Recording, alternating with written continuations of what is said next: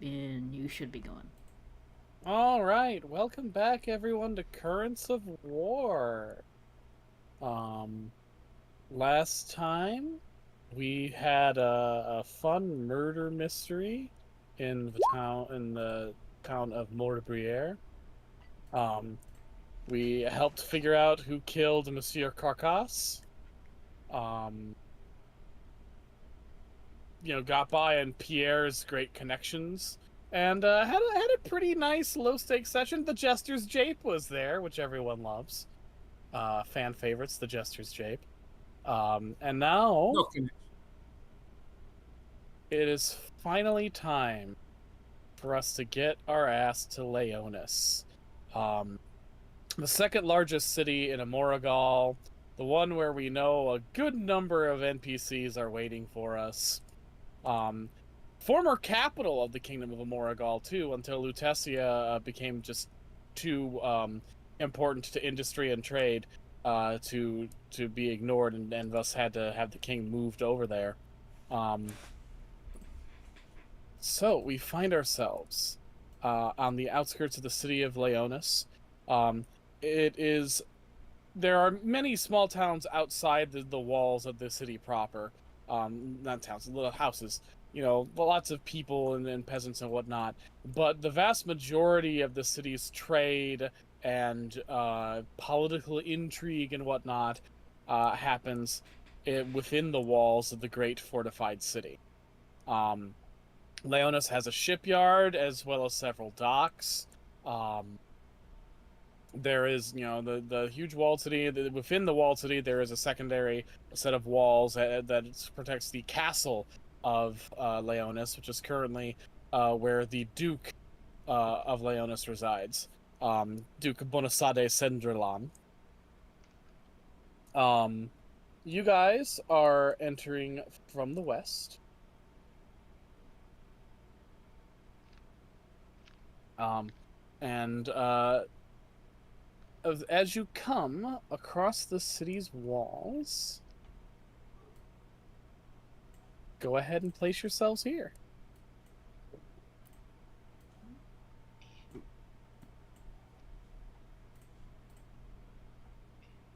Might I make a point before we enter the city proper? Yeah. I will admit I am nervous about this. I worry my identity will complicate our business here.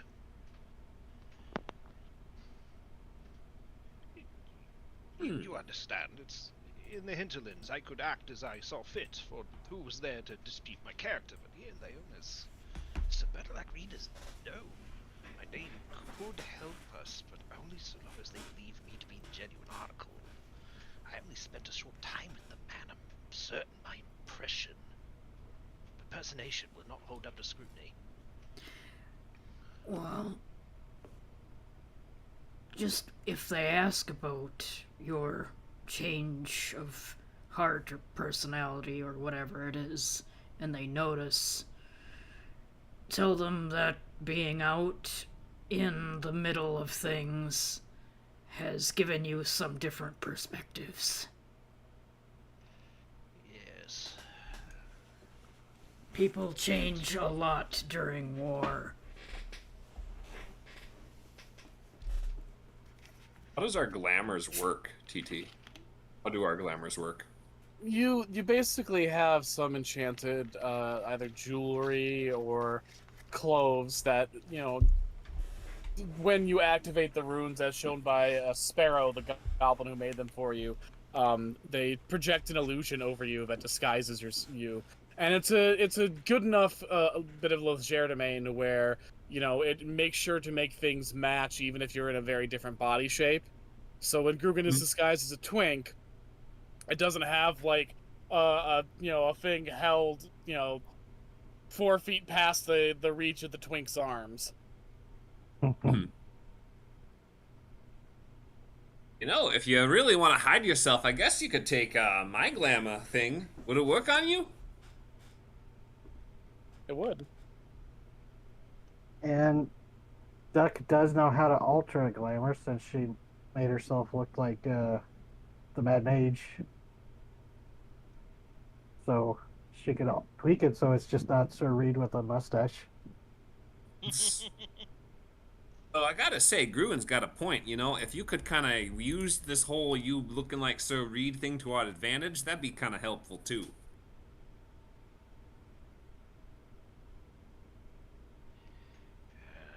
That is the plan. We'll have to see how it pans out. Well, here, why don't you take my glamour thing, and so you know, if things start to be too much, you can activate it. But otherwise, let's try the whole shell-shocked veteran thing, huh? Right.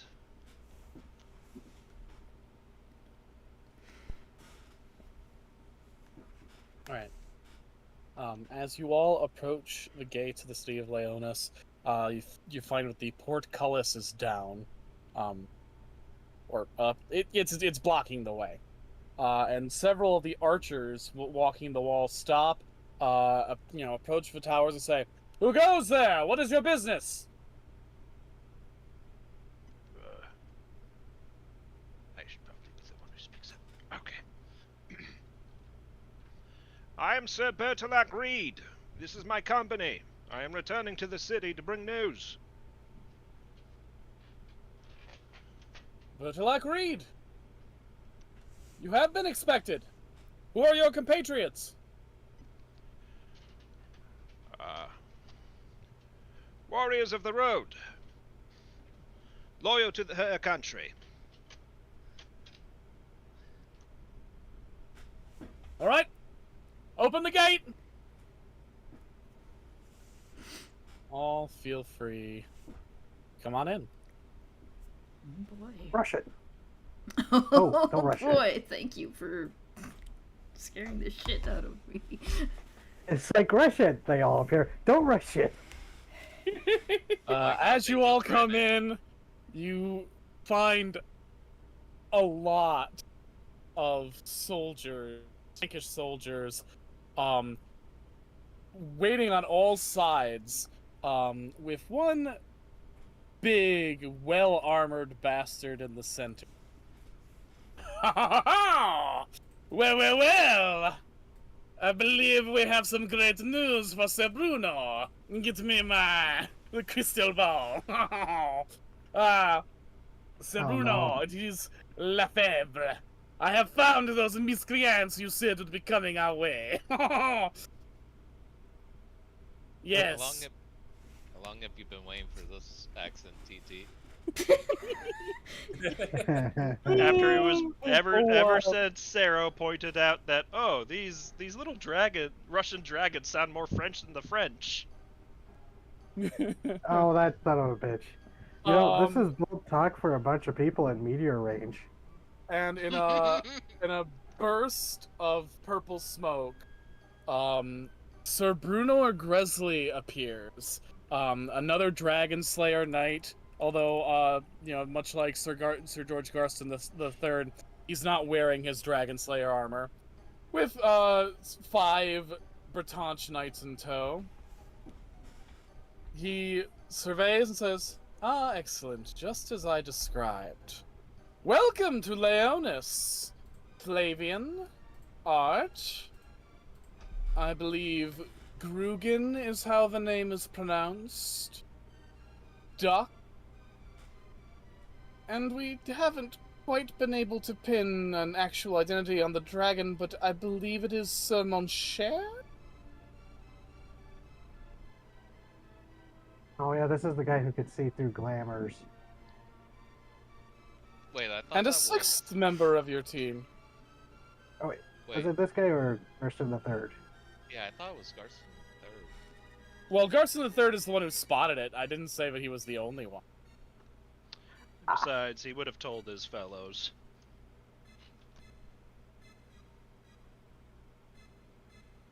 I imagine you're here on yet another mission of trying to convince the nobility to stay out of their own best interests, yes? Unfortunately, I think I've beaten you to it.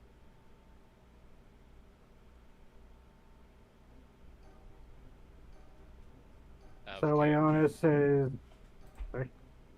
Out of character. I'm just imagining Muncher whispering to Duck. I think we're gonna have to kill this guy, Duck. Duck already like practicing the motions for the spell. I think you're right. Sir Bruno, you made them sound like they would be quite hard to catch. Look at them, they walked right through the open door. Yes, Sir Lefebvre. I was expecting slightly more guile, but I suppose they've been lulled into a false sense of security.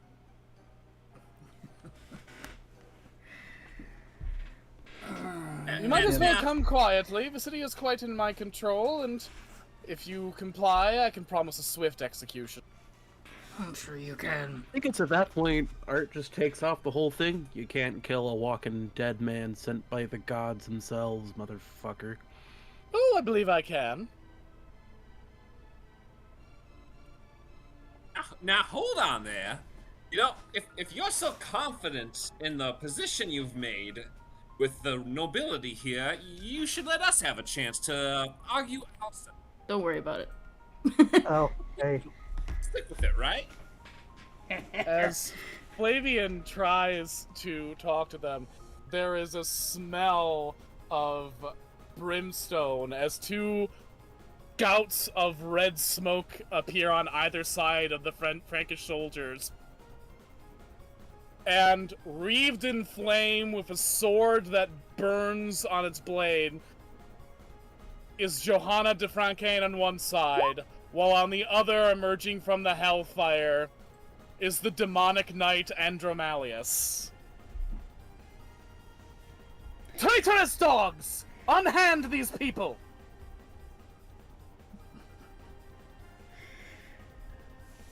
Sir Brunor takes a step back and says, "Well, Lefebvre, it seems like you have this quite under control." Yes, very, very, very, very courageous of you. They are British. Or Bretons, pardon. Alright. So we get The a fabulous point Frankish- for Brunor appearing, right? Yes, we I do. think so. The Frankish army, as Sir Brunor and his entourage poof out of here, the Frankish soldiers unite under Sir Lefebvre. Alright, let us show our good allies how good the Frankish fight! So everyone roll initiative. You're gonna have to fight all these guys. Okay. Yeah. It's fine. I'm happy. I'm happy. No, that's what I'm Ah! Oh, hey. Oh, Duck, no! your Give them meteor was blame. too powerful. It knocked us off the map. Oh no! Knock this into next week. Damn. It'd be like that sometimes, you know? So I had to check that it was Alright. poison. Make sure you guys check that. Make sure you're not still poisoned too. Yeah. Oh, let me double check. Nope. I Should be just good, rolled yeah. like ass. Okay, so the plus side of this fight, you are not going to be fighting them all alone. Every turn, Andromalius and Johanna de Francain will take out some of the soldiers as well. I'm gonna say 2 per turn because that's what makes sense looking at the board here. And you don't have to worry about the archers on the wall; they seem to be staying out of it.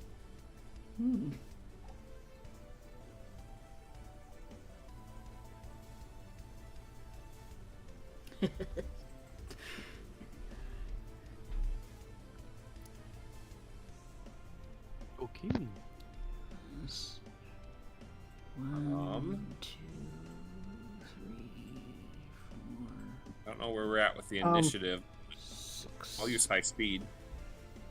Duck wants. I don't know, what was the highest initiative? I got a 13? 13, yeah. Okay, let's see. That does not beat the Goblin Slayer soldiers, so they get to go first. Okay. Unless anyone's got some wonderful bullshit that allows us to circumvent High that. speed. Yeah. Alright, Which high speed. actually, it is. I have that now too. Forgot about that.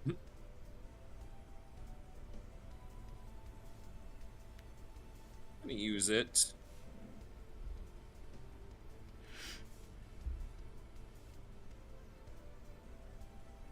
Wait, I don't have that armor equipped anymore. Never mind.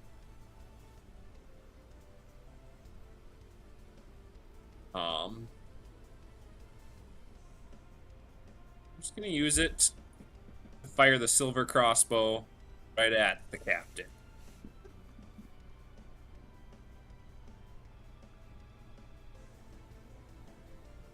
Damn. Let's see. That does hit. Can I do a follow up with my high speed? Mm-hmm. I'm going to go after the same guy. Does he look like he's a noble soldier? He does. He is a knight specific. So Oh, the good, he lowest gets rank of double nobility. damage. Okay, so I want us to have this image in our head.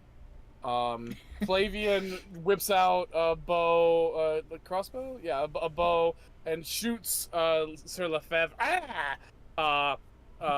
Doing some damage, and then Duck, like a fucking professional wrestler, jumps and kicks with both iron shoe-clad feet, and manages to knock this fucker's head right off. Oh, jeez. That'd be just 30 bolt fucking- damage. Cleanly decapitated. Would the multi also work? Like, would I also hit like 5 other people for 15? Yes. Could I just say that when I hit him, like 5 people surrounding him get zapped? Well, look at that. There's 5 right around him right there. Yeah, they all got zapped. Okay.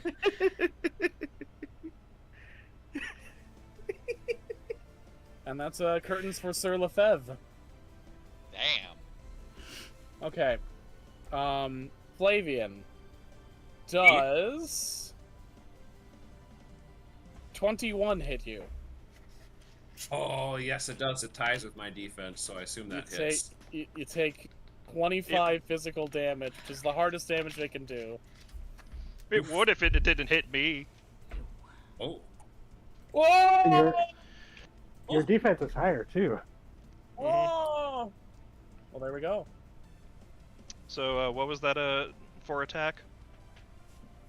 It was To hit? 21.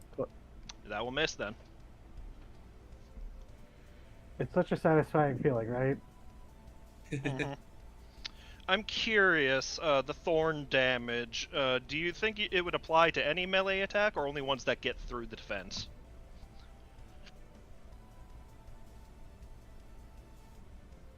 Sorry, what? My thorn damage from the Briar Cape. Would that Oh no, apply to... yeah, it should do any melee attack that hits you. Yeah, my question was... Because it didn't get through my defense, would the thorns apply? Or only if they Yeah, actually because they damage still me? hit you. They still tried to hit you, so yeah. Okay. So that Um, should be... Where'd I put it? 10 physical damage to whoever swung that. Damn. So, Duck has a spell that will do damage and soften up all the enemies. Pretty bad. You want a comment, don't you? No, But do you it's want actually a to? different spell. I do, but collateral damage. I don't want to be seen as the goblin who nuked the town. or Come who bombed on, the wizards neighborhood. love Fireball. But it's I mean- close. I mean, you did just kick off the head of a captain of the member of the royalty here in Yeah, town but no, it upon will entry. This will severely weaken everybody. Oh yeah, no, I'm saying do your spells. I'm just saying you've already made the impression. Cleanly All decapitating enemies are now someone. poisoned. Oh fuck! As Duck, lifting up her iron shod foot, stomps as one of the blood crystals from the Gnomish King's throne room sprouts up out of the ground and then shatters, poisoning everyone. Damn. Okay. All enemies? That's what she said. All enemies and enemies are poisoned. Shit. Yeah. All right. It's either that Fair. or I'm more to Shane everyone here, and I don't think No, you're that's... no. It makes sense. Yeah. Damn. Good. Good application. Ugh. Sir Reed, that's foul. Nope. Note to self: throw more soldiers in big. Why do you think it deals poison damage? Yeah, they never bathe, so when they do, it's... I'm sure if you tried to get a gnome to bathe, he would cry about all of his protective dirt. They're like Moliere from disturbed the Atlantis. Yeah, you disturb the dirt. Oh god, that really is just a gnome somewhere here in Frankane, isn't it? His name is Moliere. He's French. Huh? I should make more gnome characters. Anyway, I think one of them is still alive to attack. Oh, damn. I made you guys tanky. I don't feel bad about throwing this at you anymore. It's fine. Does 19 hit you, Duck? Yeah, I have a 17. Hey, wait If a it's second. physical. What if I do a nice, wonderful protect? Nice. Oh, you have 2 guardians to contend with. And one of them flies. Genuinely delighted. I don't want this to come off as sarcastic. Genuinely delighted. Because when I was doing this, I was like, okay, make sure you put Johanna and Andromalius there so they have backup. In case things go south. And instead, you guys are wrecking this army shit. No, wait, They- Whoops. Anyway. I really like the idea that, like, oh no, these guys are going to need help. Turn around and see that's just killing these guys. Fucking great. So Oh, the funnier thing is, Duck is still in her glamour, so it just looked like a portly kind of matronly lady just run up and kick some guy's head off. Honestly, at this point, I'm wondering if we could just, like, intimidate them down. Well, let's get through this Yeah. round, see how many are still alive. does anybody mind if I go? Go ahead. Alright, I'm gonna spend the 5 mind points to make this a multi-6, and I'm gonna hit all 6 of these ones over here. Sorry, show me again which ones? Okay, yeah, okay. All 6 of these over here. Not the ones up here on the thing, but the ones that are on the ground. In the street.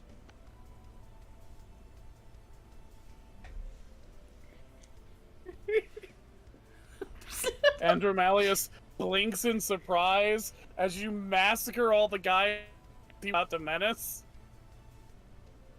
And then he gives you a nod and a thumbs up. There's a thumbs up from Grugan. He's like, I was looking to knock them out, to be honest. But I was looking to knock them out, says the giant pig man with the chainsaw whip. Says I don't the know what to- sweet wink with the chainsaw whip. yeah, he's a sweet-faced twink right now. Just sounds like he smokes 20 packs a day. Which in medieval France, it could be a possibility. Yeah. Yeah, So- don't you? You would be hot money.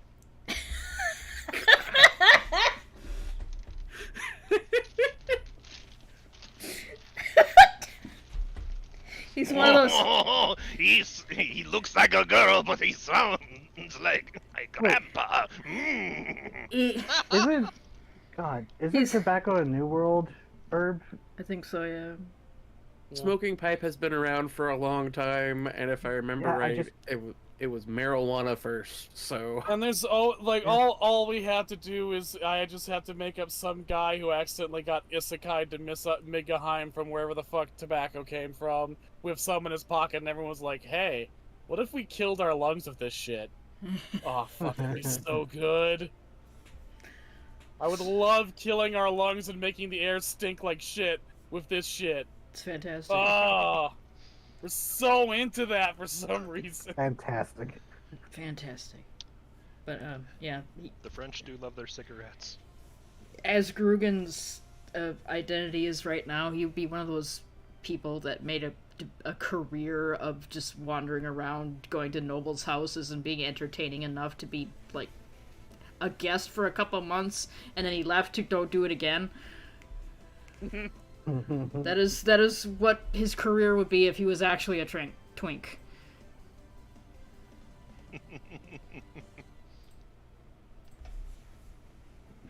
All right. I Whose love turn that is that it was a now? career. Yours. Yours, Oh yeah, one of mine gets to go. if they want to. These brave Frankish bastards. Does 16 hit you, Sir Reed? No. No, I didn't think so. All right, good. And they get New impaled on arbor's coming thorns. in clutch. Oh, Yeah. yep. Okay. Well, that guy's dead.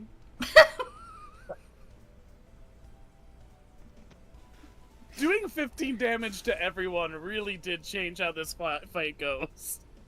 I was hoping more that the poison would be the one that like weakened them. I mean, it will over time.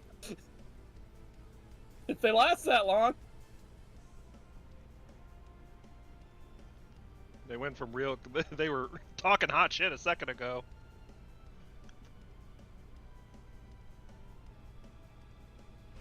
Oh man. So who wants to go next? Art. So far, think I'm Duck and the- Grugan have gone. I'm trying to figure out what would make the most sense at this point, because, like, we've been accidentally clearing the field. Or Montier. Montier could have some fun. Ooh, actually, Mon Cher, would you like to do a double team up? Yeah, might as well. Okie dokie.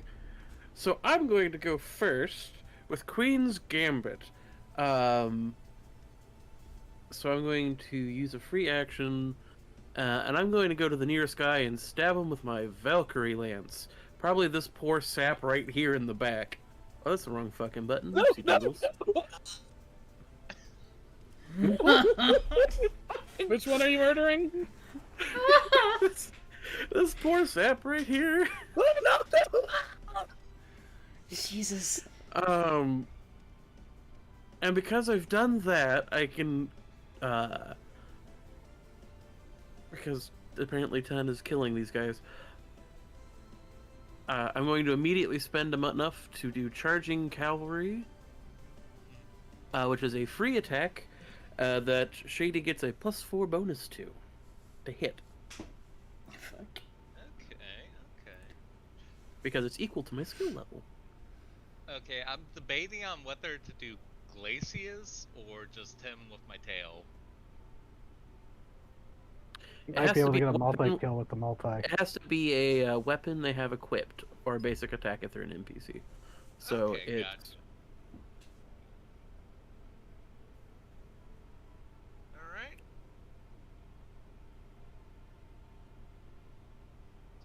Just making sure I'm reading. But yeah, so this bonus attack gets an bonus equal to the skill level, which is 4, but it treats your high roll as 0 when calculating damage. So just keep that Okay. intact. Alright, I'm gonna go with a tail slip. If I might not. And Yeah, because I'm I've... just- Oh, go ahead. No, Oh, go you ahead. No, Oh, okay. you. Fine. I was just gonna say, and because I've used Charging Cavalry, hey, your turn's next, by the way. Sweet. Oh, so that's multi too, right? Yeah, so I'm gonna hit these two right here.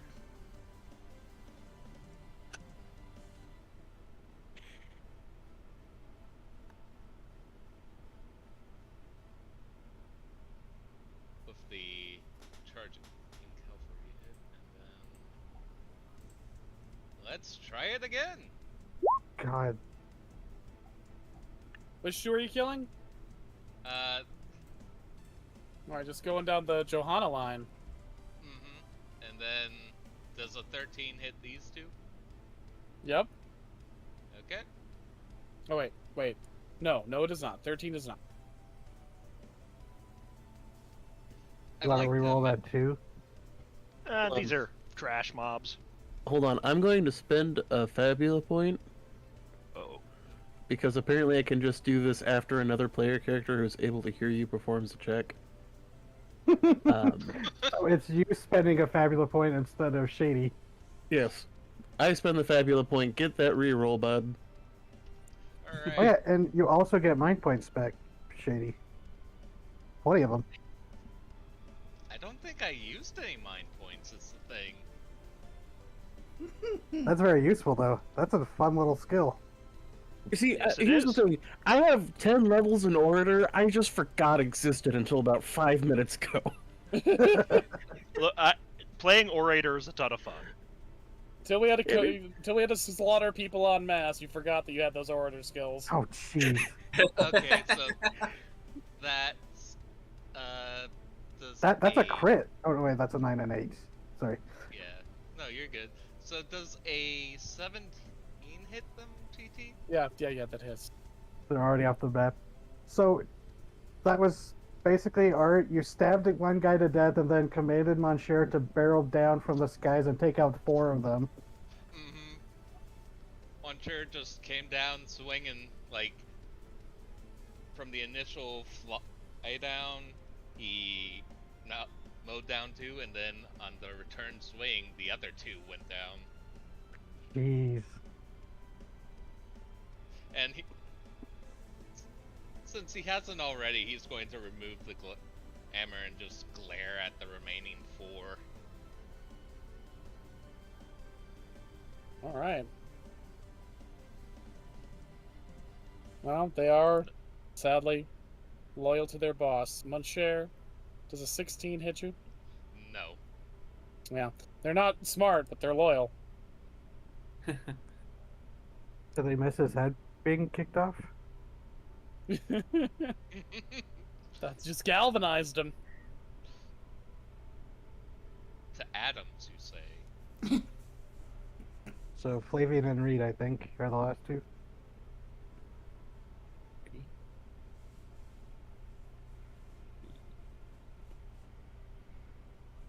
I believe so.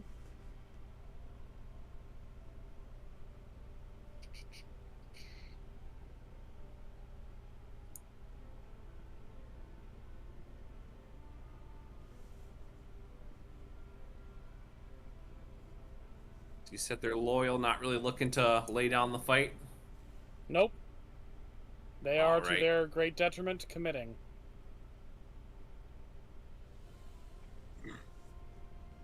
Then Plus, I think there's a demon about to fight him. Flavian will shoot at this one with the silver crossbow.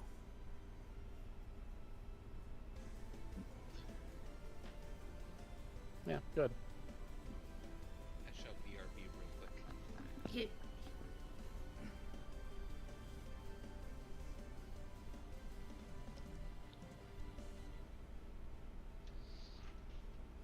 Is it Will's turn?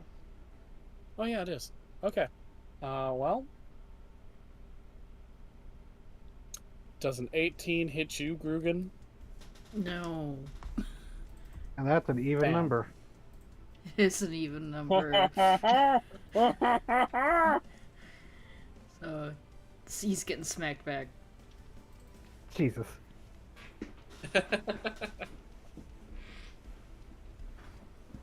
Yeah.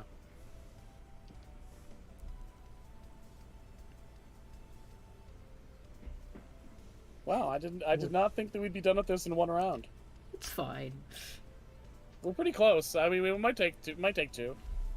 Reed, you're up. That's fucking god. Righteous.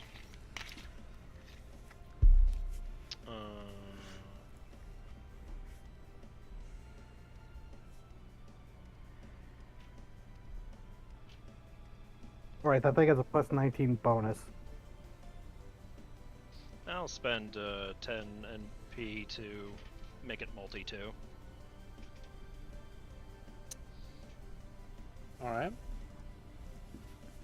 Very good. And back. Welcome back. Okay. Does 22 hit Art? A good question. Let me take a look at my armor, because I finally equipped that funky new armor we got. Ba-do-ba-do-ba-do.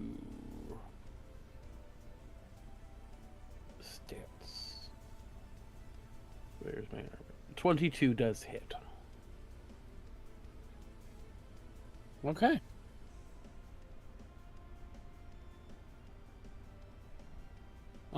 So 10 plus 10. So you take 20 damage as one shoots you with an arrow. Ow.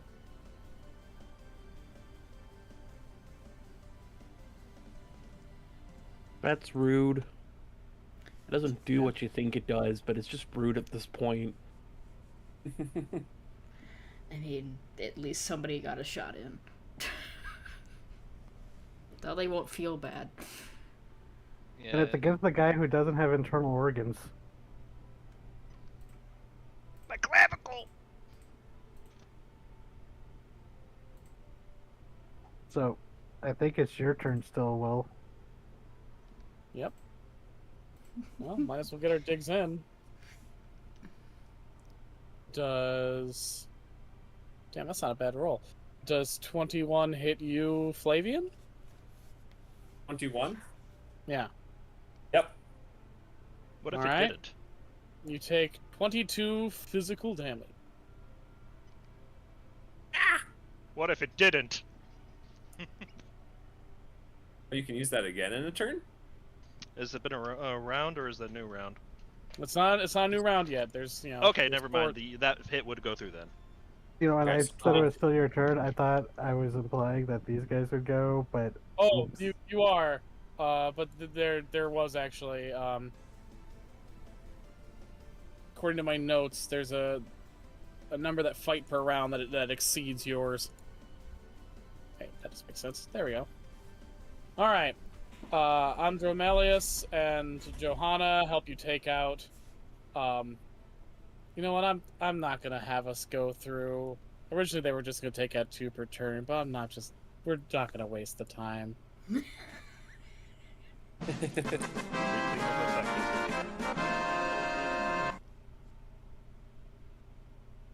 Oh, man. As the archers on the parapets look down and kind of like start chattering among themselves about what they should do about the situation, because they weren't part of Lefebvre's unit, they're guards of the city, so they're not sure exactly what is required of them this moment. Andromelius says, "Friends, good to see you. I think it might be best if we went someplace with less prying eyes." Indeed. So you and Johanna and all go under Andromelius's wings and disappear in a burst of hellfire and smoke, and arrive. Where is it? At the Resistance. Hey! You might, mate. Point directly to this guy.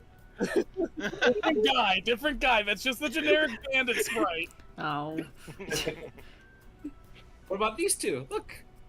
Yeah, see? It's the bros. They're so happy because they're not dead. It's the chuckle I'm fucks. concerned about the mime.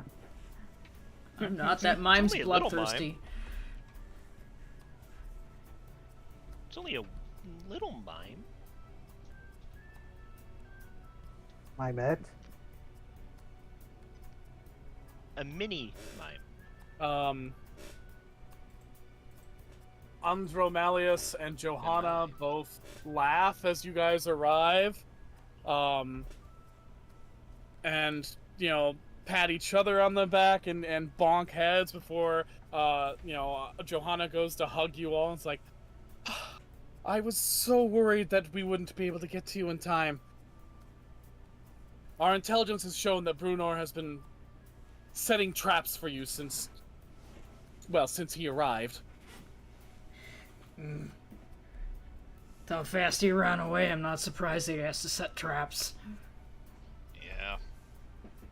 Well, He can be a dangerous foe, but he is cautious. I also noticed that he wasn't wearing his armor. Is he afraid to get stripped? The Troy boys, smile at you guys and wave.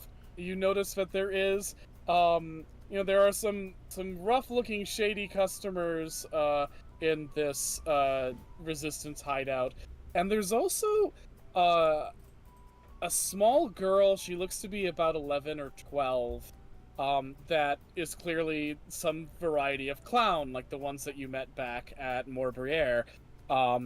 She looks a bit malnourished, but her black shark-like eyes sparkle with a mischievous intelligence.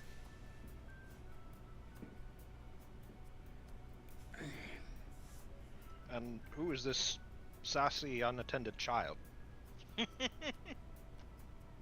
The little clown gives a little curtsy, and Joanna says, "We've been calling her Madeline. She helped us find this place." Did you find her in a row with others? No, well, and she turns on her mouse and was like, "Brunor set a trap for us as well when we came to this city, and it took some violence to get out of it. We eventually found ourselves traveling through the Undercity. Apparently Leonis used to have a, he keeps wanting to be French. He's supposed to be fucking Russian. Come on now.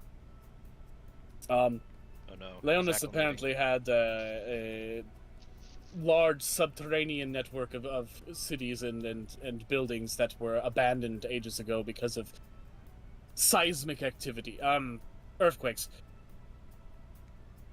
This little child found us as we were traveling through the Undercity and led us here to a place of relative stability. And Johanna says, she doesn't speak, and we're not entirely sure where she came from or where she goes to at night. She comes by every day and we feed her food and she helps us with various things, and then she disappears into the deeper tunnels. But she's a good kid. Yeah. Kind of reminds me of my little sister. Yes. We did tell you she's safe, right? We didn't Yeah, you forget that. Okay, cool. Okay, got that. Good. I wanted to be sure. But yeah, she's a mime. She's not probably going to say a whole lot.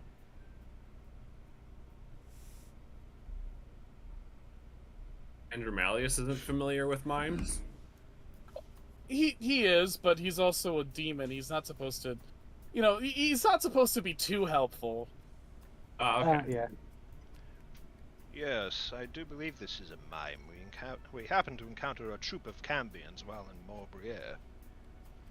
Alicino has quite a few descendants.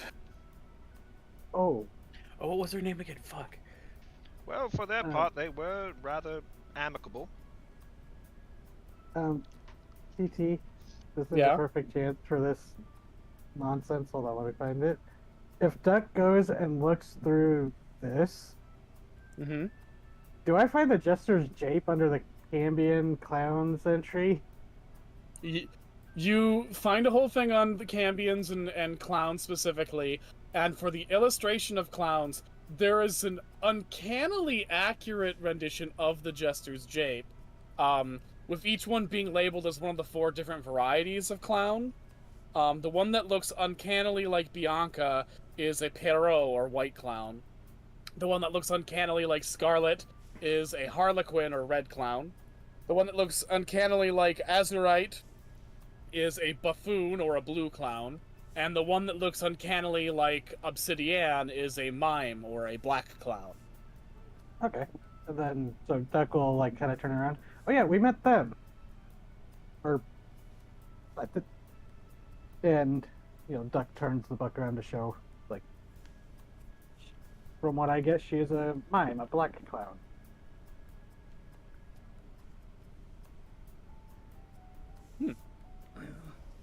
Very well informed.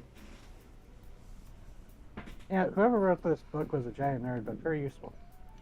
One of the shady-looking guys is like, yeah, we know she's a mime. We've seen them attacking Lutetia a few years back during the mime incursion.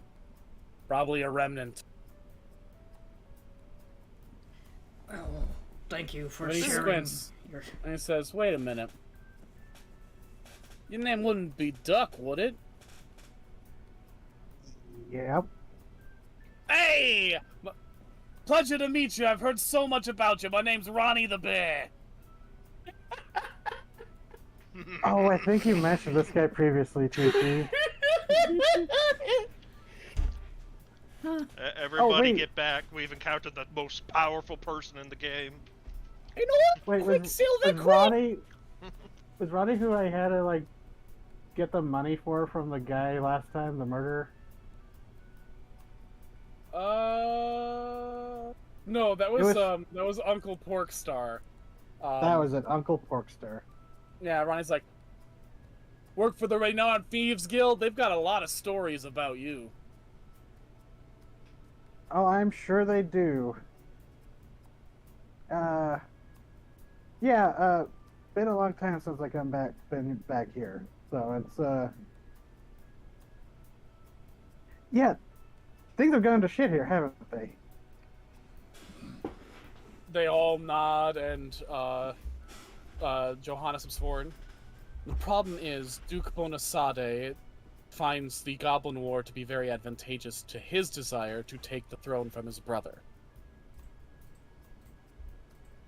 I don't know how well you all are versed in the royal politics, but Duke Bonasade was the elder brother of the family and believed that the crown would go to him, but because of the specific enchantments on the Crystal Crown of Amoragal, it went to his younger brother instead, which he has held a grudge over.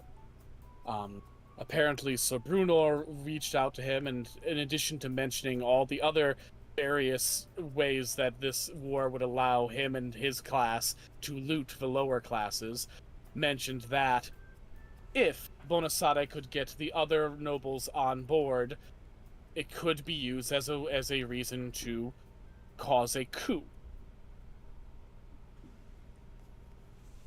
Even helping to connect Bonasade with a wizard who is offering to find a way to circumvent the rules of the crown and succession of Moragal, and allow Bonasade to ascend to the throne without the Crystal Crown.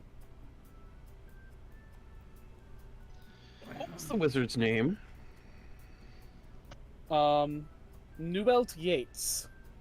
And Reed, that name is going to sound familiar to you because it's the guy who made you.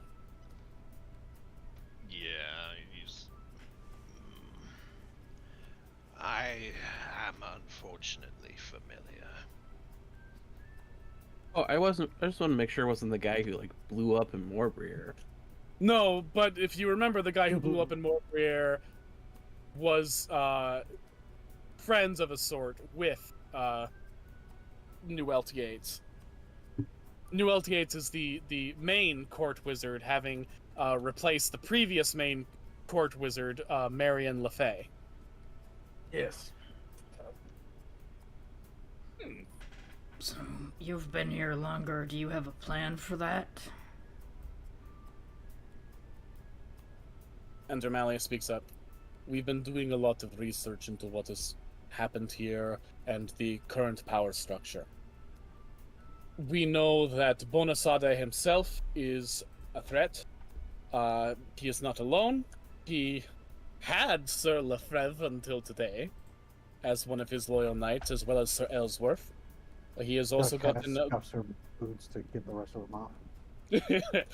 He also has Baron Renoir Baptiste, the Baron of Merlot, who has brought all of his soldiers to help reinforce the army, and of course, Bonasade is currently backed up by Duke Brunner Gressley of Herefordshire, one of the great generals of the Goblin Slayer army. Great general, yes. Taking out these leaders would be a great blow, but that would also possibly leave Leonis without anyone in charge of things. including anyone who would be familiar with the workings of this city and its politics.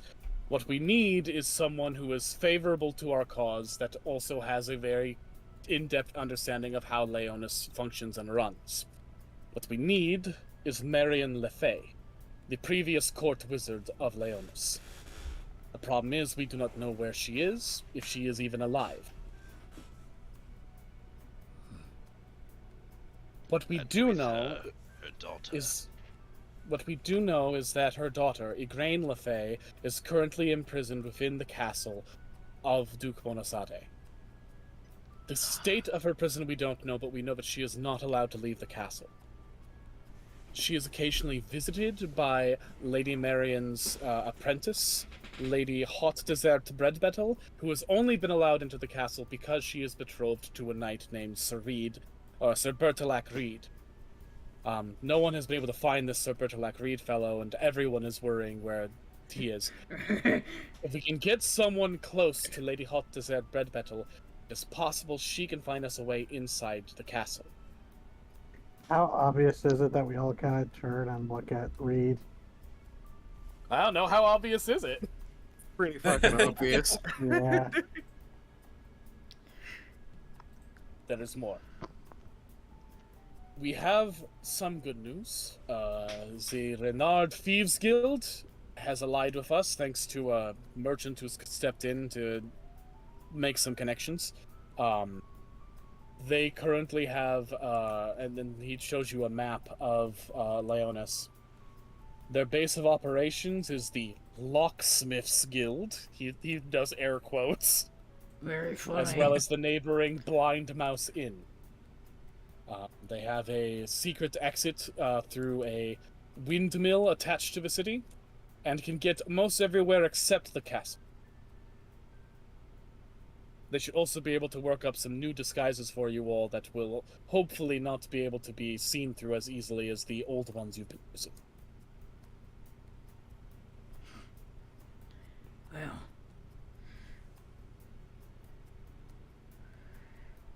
that's good news. Yeah. Oh, we probably should update you on what the hell we've been doing. Where was the last time we met up with them? A long ass time ago. Way back in Melonbury, I believe. Okay, so we went to Melonbury. So we've, like, Art pulls out a map. It's like, alright, so, we've currently got support in Castle Broche and Javois, and I'm pretty sure Melonbury's still on our side. I haven't heard any updates since we left. I'm gonna put it to the main world map so you can point out all the fucking I've got the world map up. I'm reading it. Yep, okay, good. We have aligned pretty much every goblin village we've run into. Let's see, we got those guys. We befriended a dragon. She was at my wedding, so I previously knew her. Firmfield was kind But of the Troy boys look at that, as do the thieves, like, what the fuck did he just say? But Andromalius and Johanna take it completely in stride, as if they have... It's not even registering as weird after what they've been And through. Duck will just chime in. We also made acquaintances with that Thorn Dragon who wants to... Or not the Thorn Dragon, the Horn Dragon at The Pit Cialabra. Dragon. The Pit Dragon, yeah. Pit Dragon, yeah. They want to have a go at the Dragon Slayers too. That's true, we Also- did good. Also, we got reinforcements from the Jotun that... Or no, wait, it wasn't a Jotun. Which... Etten, giant- I believe it was either an Etten or an Aoten, I forget Yeah. which one. Yeah, up in the Cialabre, who has been raising monstrous beasts. Let's see, what else have we done? We killed a Nekolavi in the Brior Marsh. Apparently he was an asshole. He deserved it. Many tend to be. I got given a mission by Valkyrie to go raise the dead, so you know shit's fucking real. Alliance of a Town of Banshees. Well, I think they can only help at night. That's true. We got the Banshees. We stopped an evil monster maker.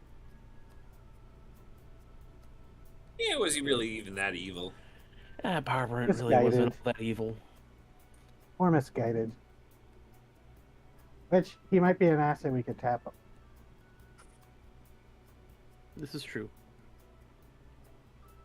He was pretty fond of Martha at the end. And Duck will go, oh yeah, also I kind of am now the leader of the stronghold of the Grumbouge. I am the Grumbouge. Grumbouge Duck. I say Bouge, but it is Boog, right? Grumboog, yeah, like Boogeyman. Yeah, I always mess that up.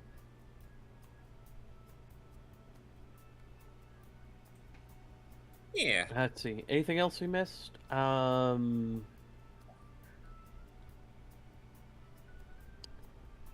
think that's mostly it. Oh, we solved a murder in Morbriere. Nice. Also, we watched a wizard explode. Yeah.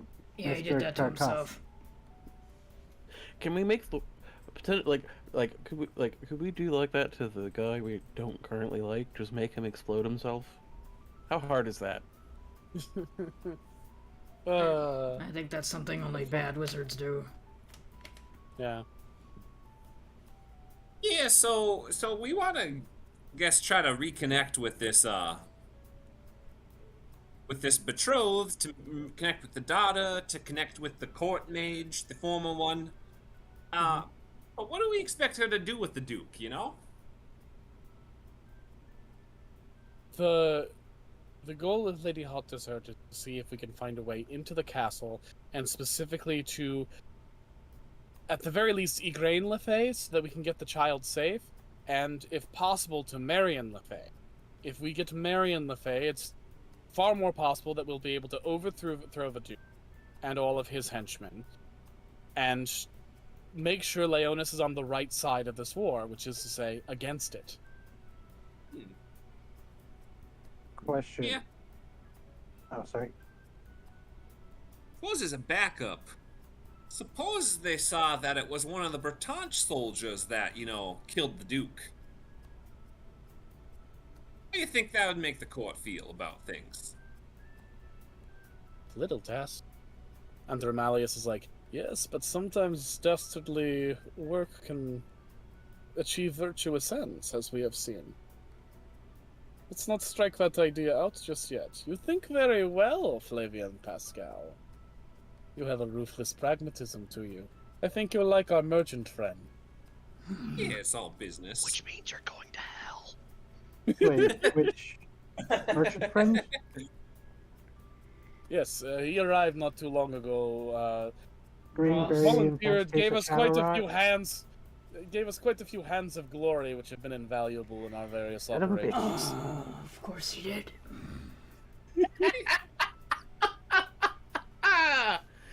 He's over here if you want to say hi. You can wait Hello, a few merchant. minutes. Yeah, I guess that's worth saying hi to somebody. Just shout. Ross, get out here. Dracula, you owe me money. That's exactly. Wait, you guys have Ross here? Why? Oh, you know Why? him already. Why? Yeah, we're the ones who procured the ingredients for the Hands of Glory. He owes me one. The way you said that, the way you said why, it's just fucking. Why? Why? Jesus. Why? Forget about it. All right, we'll check in with him and all that.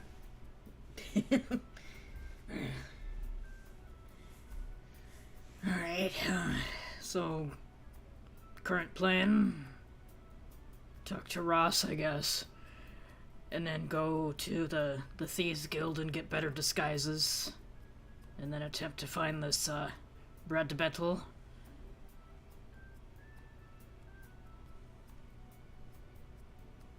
So yeah, you can go ahead and feel free to explore the hideout a little bit. Oh boy, okay. I'll go to the store. Hello, Duck. Alright, Hi. going right to it. Yeah. All right, if I know Ross, he's got some angle for why he's here too. I don't know where that God. totally went.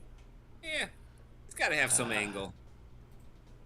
the music Um, begins. You see a room filled with various weapons, thieves' supplies, preserved food. You know, just a lot of things to help people form a resistance, essentially. And sitting in his usual merchant's booth in the center of all of it is, of course, everyone's favorite Ross Weber. When we get a fabulous point, we're seeing him again, don't we? Yep. Hello, Ross. Well, hey, fancy seeing all of you here. Yeah, fancy that. Yeah. So we heard you're helping out the whole resistance here and all that. What's your angle? Well, I mean, you and I both know this whole war thing's been bad for business, tying up supply lines. Generally, your just bets? listen. You know, there's just no real profit to be made while it's going on. If anyone would like to make a Yeah. double insight check. Oh, 100%. Yeah. I feel like Duck doesn't need to, but yeah. It's fine. Kurgan's just like, eh. May I have a bonus to know, because I've spent time with nobles who lie through their teeth. I'll give you a +1 bonus. Yay! Has this music always been playing when Ross is on screen? More or less. Yes. Time. Except in his fight, I actually played Big Shot, which is the battle theme for Spamton, rather than the dialogues. Well, okay, Spamton, the greedy salesman character whose music I've aped for Ross's theme, and who kind of inspired Ross partially. Spamton has several different themes in Deltarune Chapter 2. This one is for your first fight with him, which is not a very serious fight in comparison to his actual boss battle, which has a different theme called Big Shot, which you might hear sometime. Well, you did actually hear it when Ross was in your party fighting against the Magna Ursus. But yeah. So, for Flavian, Duck, and that looks to be about it. Ross is talking and chattering and talking, and trying to, you know, justify this in a way that makes sense with the version of himself that he's presented to you. But beneath it all, you actually do get some genuine fear that he is trying to suppress and hide. Like, he has an emotional and perhaps even somehow, miraculously, a slight moral opposition to this war that he is trying to pretend isn't there, in the sake of making an argument that he's purely doing this for pragmatic business reasons. He's more trying to deceive himself.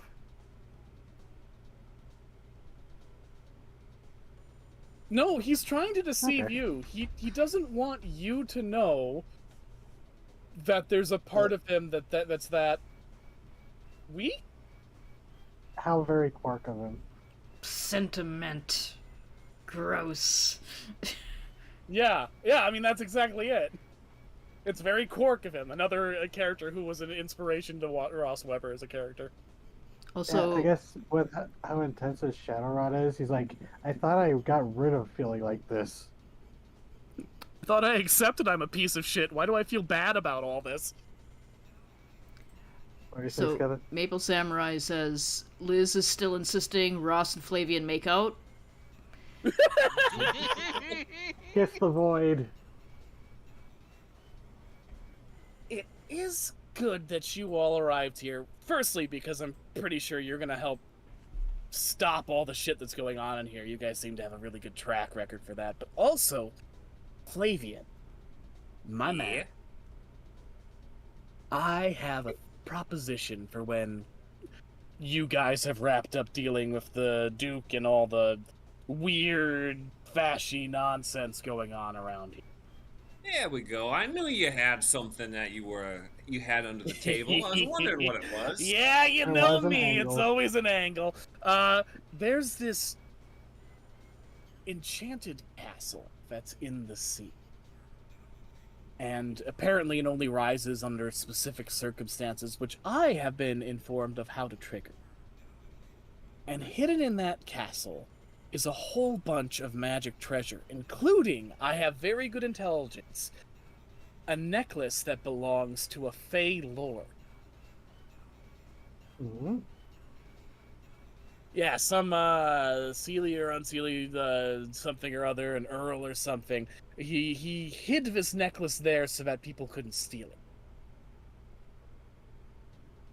And it's gonna be dangerous, and there's probably traps or horrible magic curses that have festered in there. But if all of us went together, I think we could make out like bandits. Yeah. Saying you want that necklace, while we get the rest of the loot there? I mean, we can divvy it up however it is fair to us. I'm not saying I necessarily want the necklace if there's something better. I mean, I don't want to lock myself into it. I mean, the necklace would be shit. I called But I dibs mean, on the it- necklace. You can't call dibs on the necklace. We'll call No, dibs I when called everything dibs. is... No, you don't get to call dibs. Listen, this necklace belongs to a... And he stops and he reaches into his Earl jacket pocket. Signe Roth something. How the... I didn't even read it yet. Yeah, Earl Yeah, Signe Arthur Rothbard. stabbed him. Oh, well, you're already on this guy's shit list, so I mean, you might as well steal his shit, right? Yeah, no, I have to steal that for many reasons. So I called dibs. I called dibs on that. I don't know how many years ago. 7 by now. Longer. Oh. Is that the goose I shot that screamed? The swan, yeah. Ah, yes. Okay, so you got Okay. You know what? I can respect the revenge ploy, but So hey, Ross, am just the going to abridged insist that version? if I do give you this necklace, that I need to get a pretty big cut of the prize money.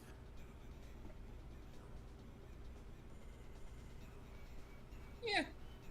I'll leave that to Earl's- Flavia to negotiate. I'm certainly down, but there's no demon locked in this one this time, right? When have I ever led you to a demon? Remember, that was He's Pierre. in the other room. Oh, yeah. Right here. Oh, wait, you know what? Here. I'm confusing you with somebody else.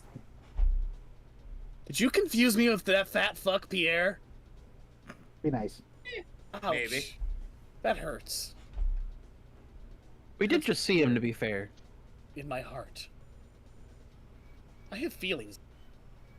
Yeah, your business gets a little shabby. Shabby.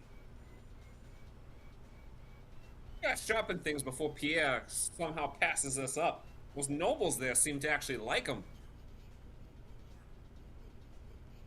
Those nobles actually loved him, pretty sure. It was a little weird. I mean, what's not to love about Pierre?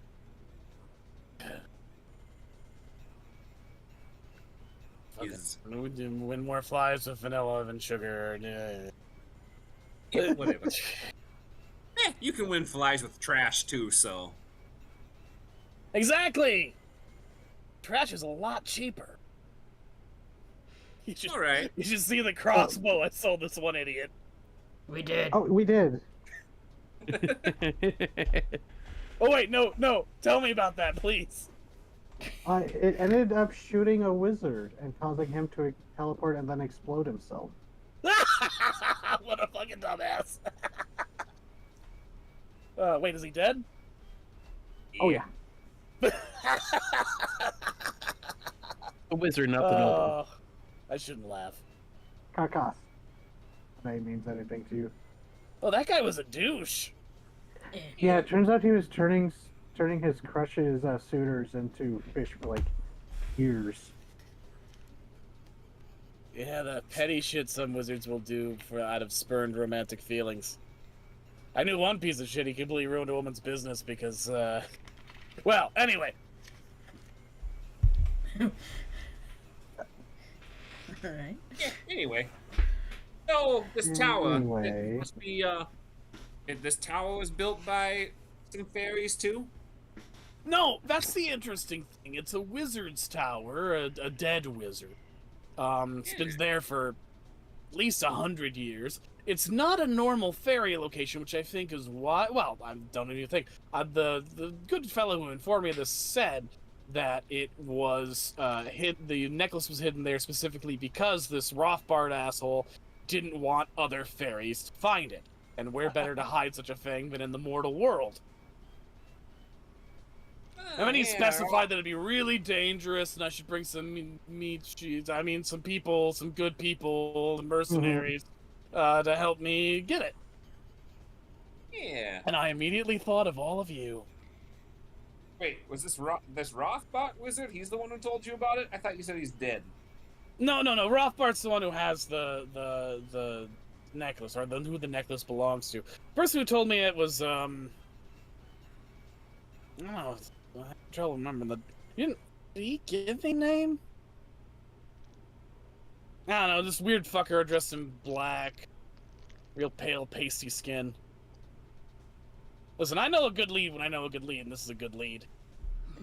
I'm just trying to think of NPCs we know. Is that Long Lycan?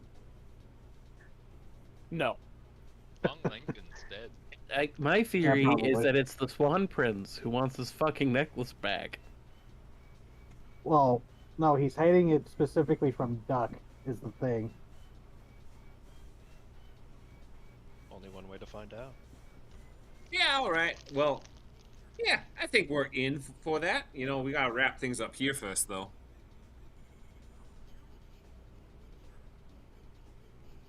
How Right, guys? Sure. how long would it take, do you think? I'm gonna be quite honest with you. I don't really feel comfortable going out and about and leaving our good chums here until the business here is taken care of. As much as I like the idea of taking this hidden treasure, I know no one else is gonna get to it before we do. So I say let it sit for a bit until we're sure that all the assholes here have been taken care of and things are starting to get back to business as usual. You know, it's really hard to sell cheap goods to nobles when they've got a whole bunch of guys in armor blocking all the exits in case you need a quick egress, you know? Yeah. Besides, we don't want that Bruno to be, you know, chatting away that Duke for too long. We can't have him, you know, lead a whole coup. Yeah, he's the kind of devious snake who'd do it. Do you know much about the Barbed Knight? He's a dick. That is the Cliff's Notes, yes. That's what they call Bruno, the Bobbed Knight? Yeah. You know, I guess in Herefordshire they don't have that many dragon slayers that are native to their kingdom, so his dragon slayer armor and pedigree of being George Garson's former whipping boy really has won him a lot of fans over in his home country, or kingdom. Yeah. See. So the Barbed Knight, that's the nickname he's been given.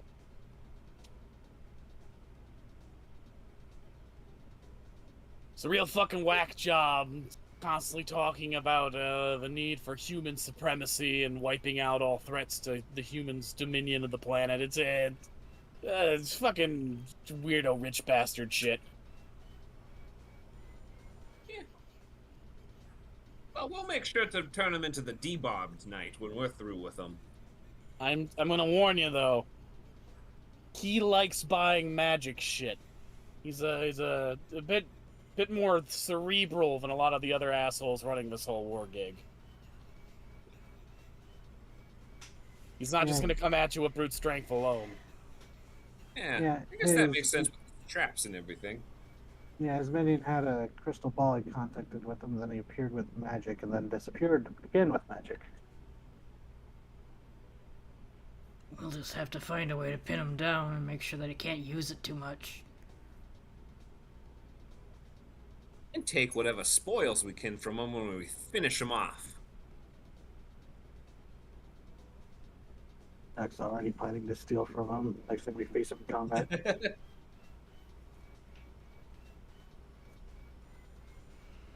Well,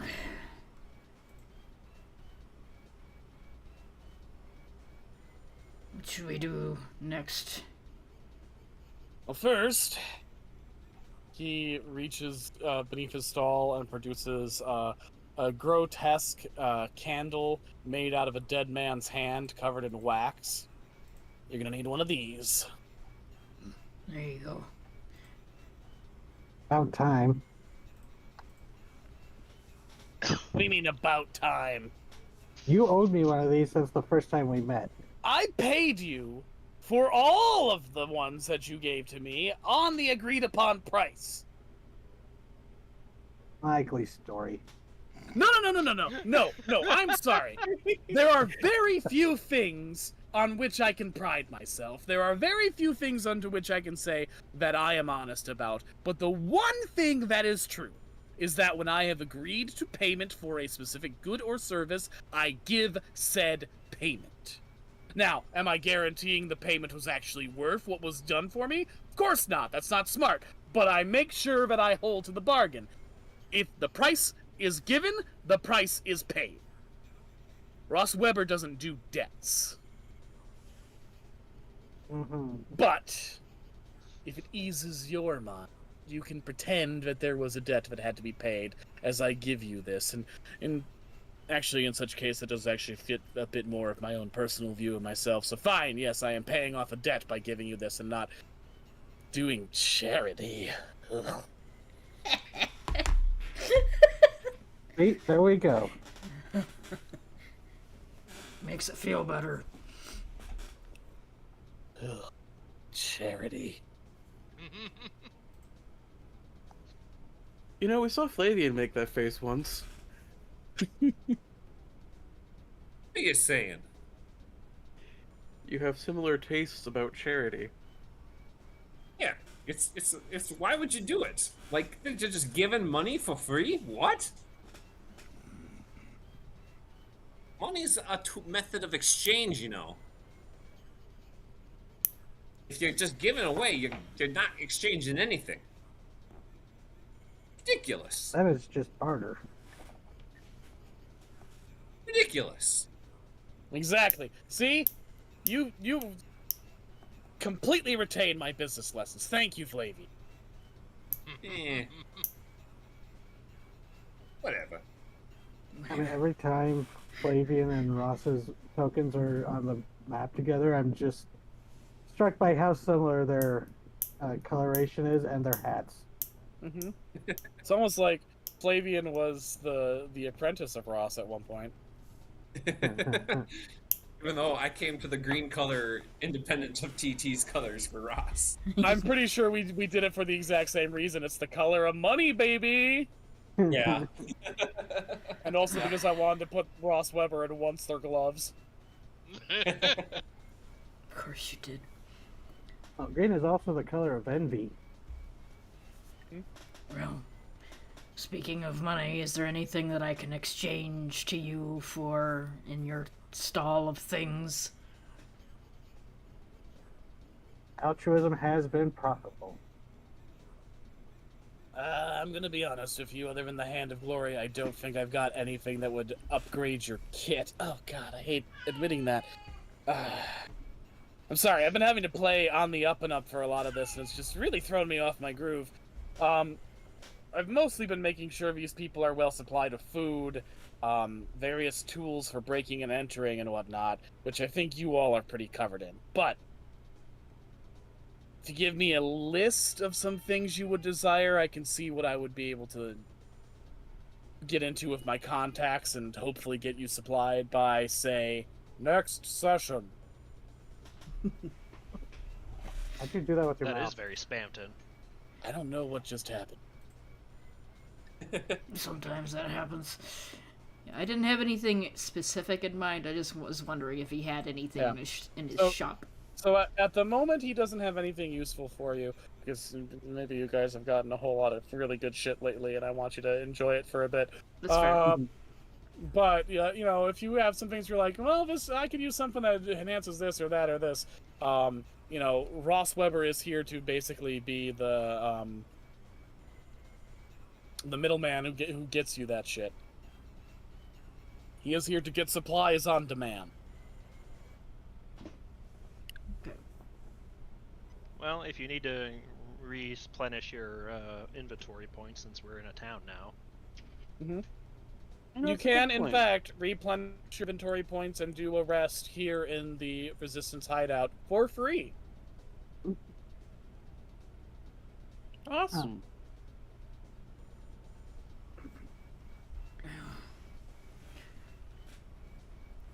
Because of that fight, my MP and my HP were at the same total.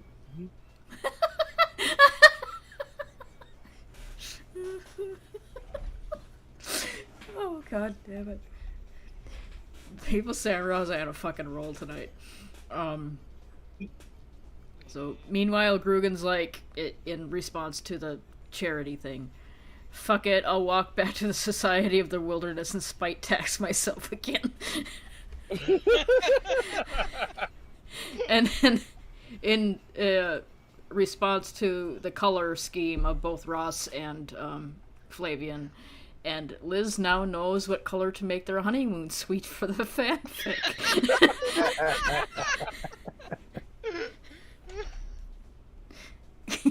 These are really good. They're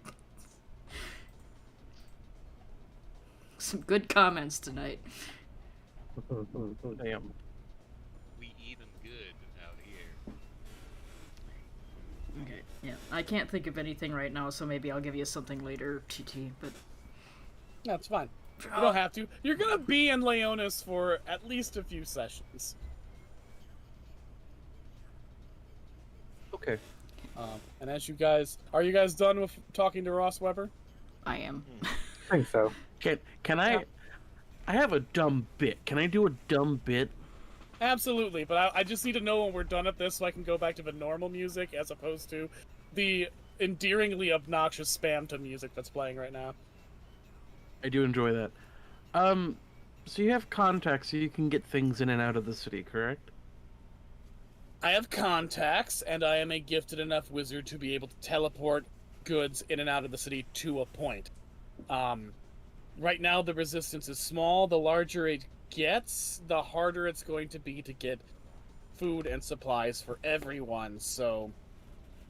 really need to get these fuckers out of power quick. Oh, we'll make sure that happens. Don't worry about that part. I was just wondering if you could deliver a letter for me. It's got a bit of a travel distance. Okay, give me the details and I'll figure out the price. I need it to... And it's not an immediate, like, needs to happen kind of a thing, but, you know, the sooner the better, I suppose. I need it to get it across nation borders back to Bretons. Theoretically easy, but depends on who this is to across the borders. My wife.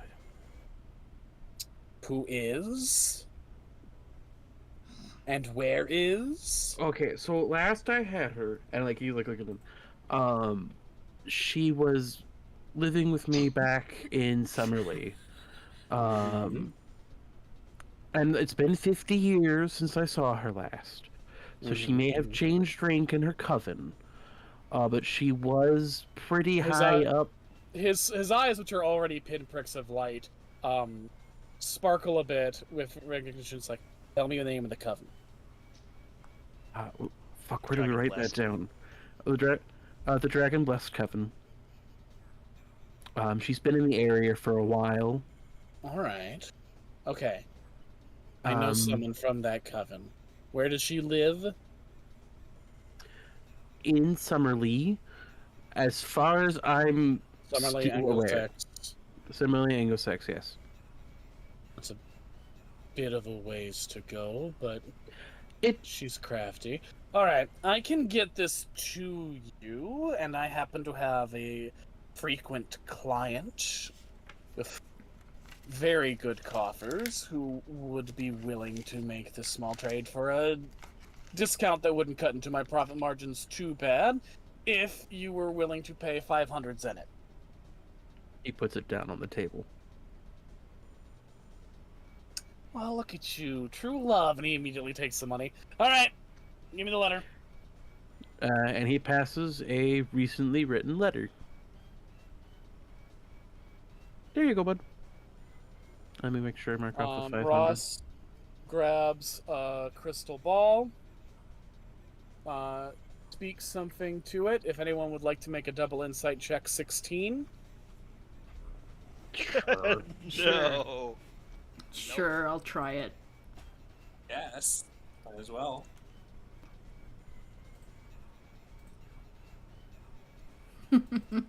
Somebody got it. Man.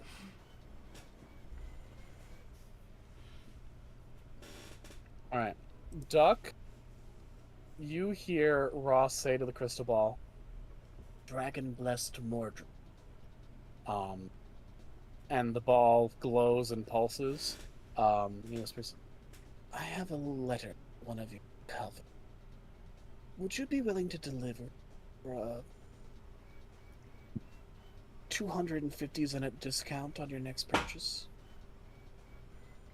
You do it for free. See, that's why I like you. You're so sweet. All right, teleporting it now. All right, well, she raked me over the coals on that one, but sometimes you have to take a loss for true love. Wow. I mean this quite kindly, Ross. That is the nicest thing you could have ever done for me. Thank you. Oh, don't make me feel gross.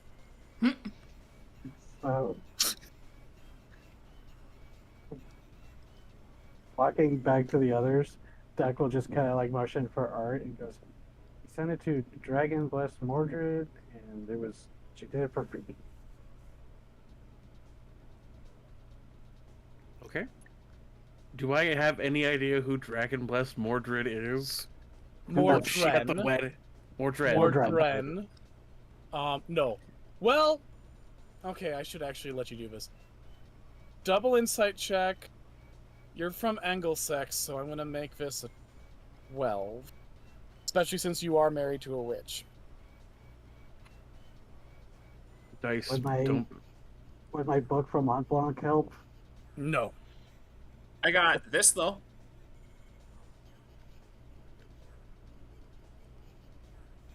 Oh. I've heard of it, Nice. which would give you a. That only gives you a +4. That's still I do an good. 11. Can I invoke a bond with one of my companions to get a Nice. +3? Do you have a bond with your wife? Yes. I haven't been increasing it because I forgot I had her on the character sheet. Am I allowed to quickly find out more? Well, how much is it? Currently, it's just 1 with affection. Okay, so 4 plus 7 Is 11. plus 1 is 12. Which is enough. Just barely. Which I feel is appropriate.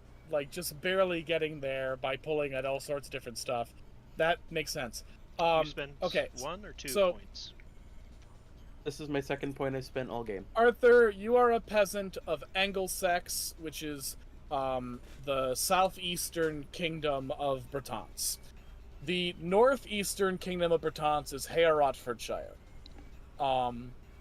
At one point, Heorotfordshire, and in fact all of Englesex, and all of Francagne, were united under a single king. This was centuries ago, and the king in question was called the Mountain King, which Germanorians would argue was a terrible title because that's just an honorific use for Germanorian trolls. All Germanorian troll leaders tend to call themselves Mountain Kings because Germanorian trolls are for the most part subterranean. But in Herefordshire and in Bretance and Francagne, the Mountain King refers to this one specific figure who lived in a castle built into a mountain, and ruled Herefordshire and eventually managed to unite Bretance and Francagne under one rule for a time. For a very short time, unfortunately. The Mountain King had a magic advisor, and according to some versions of the tale, a courtesan, a companion, a concubine, named Mordren.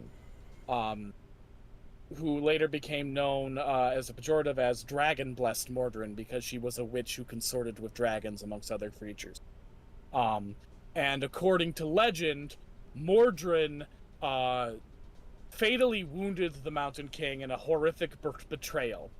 And as a result, the Mountain King shut himself away in his castle and locked the castle off with all of its magic secrets from all of Angles and Francain. The two countries once again split into several, kingdoms, and the peace that had briefly united them was shattered forever. And Mordrin was viewed as the horrible traitor who caused it all, and basically vilified ever since. She is one of the famous wizards, like Vormodon the Dread and Grandmother Yaga and Bleak Annis, where she's lived for generations of human life, and is of unfathomable power. And she is one of the most notorious because everyone knows her as this vile traitor to humankind. So overall, not a very savory character. She has a horrible reputation. She is notorious as a traitor and a cruel and horrible person. So how she could know your wife and what relationship they can have is really baffling to you, but since you now know that your wife is of the Dragon-blessed Coven, and Mordrin is called Dragon-blessed Mordrin, that does imply that there's probably some sort of friendship, which then makes you wonder, was your wife a bad person? I knew Or my is wife your was a wife a baddie, bad but person? Is your wife Mordred? Art's like, I knew No. my wife was a baddie, but Art's wife, I'm gonna canonically say, Art's wife is not Mordrin. Okay. Mordrin's got her own deal going on. That would be too Yep. complicated to graft into this. It's like there is that thought second of, is my wife bad? And it's like, oh, right, she did eat a man once in front of me. Did you say that out loud? What the fuck? It's like, is my wife a bad person? She did eat a person in front of me once. No, you gotta elaborate on that. What Wait. the fuck? again, Wow. is your wife a dragon? My Was she wife's Yeah, I doing- was gone for a second. Was she What doing the like fuck? a Hannibal Lecter? What was going? What is this scenario? I imagine she bit Remember, someone's I have head to- off. I have to figure this character out. What the fuck does this mean? Well, don't you know how often a woman just wants to bite a person's head off when they're annoying? That's true. Yeah. It's like that. I mean, I'll make it in character. Fuck, it's like, there was the one time she did eat a person. Excuse It's me? not that Wait, what now? surprising. What? Hmm?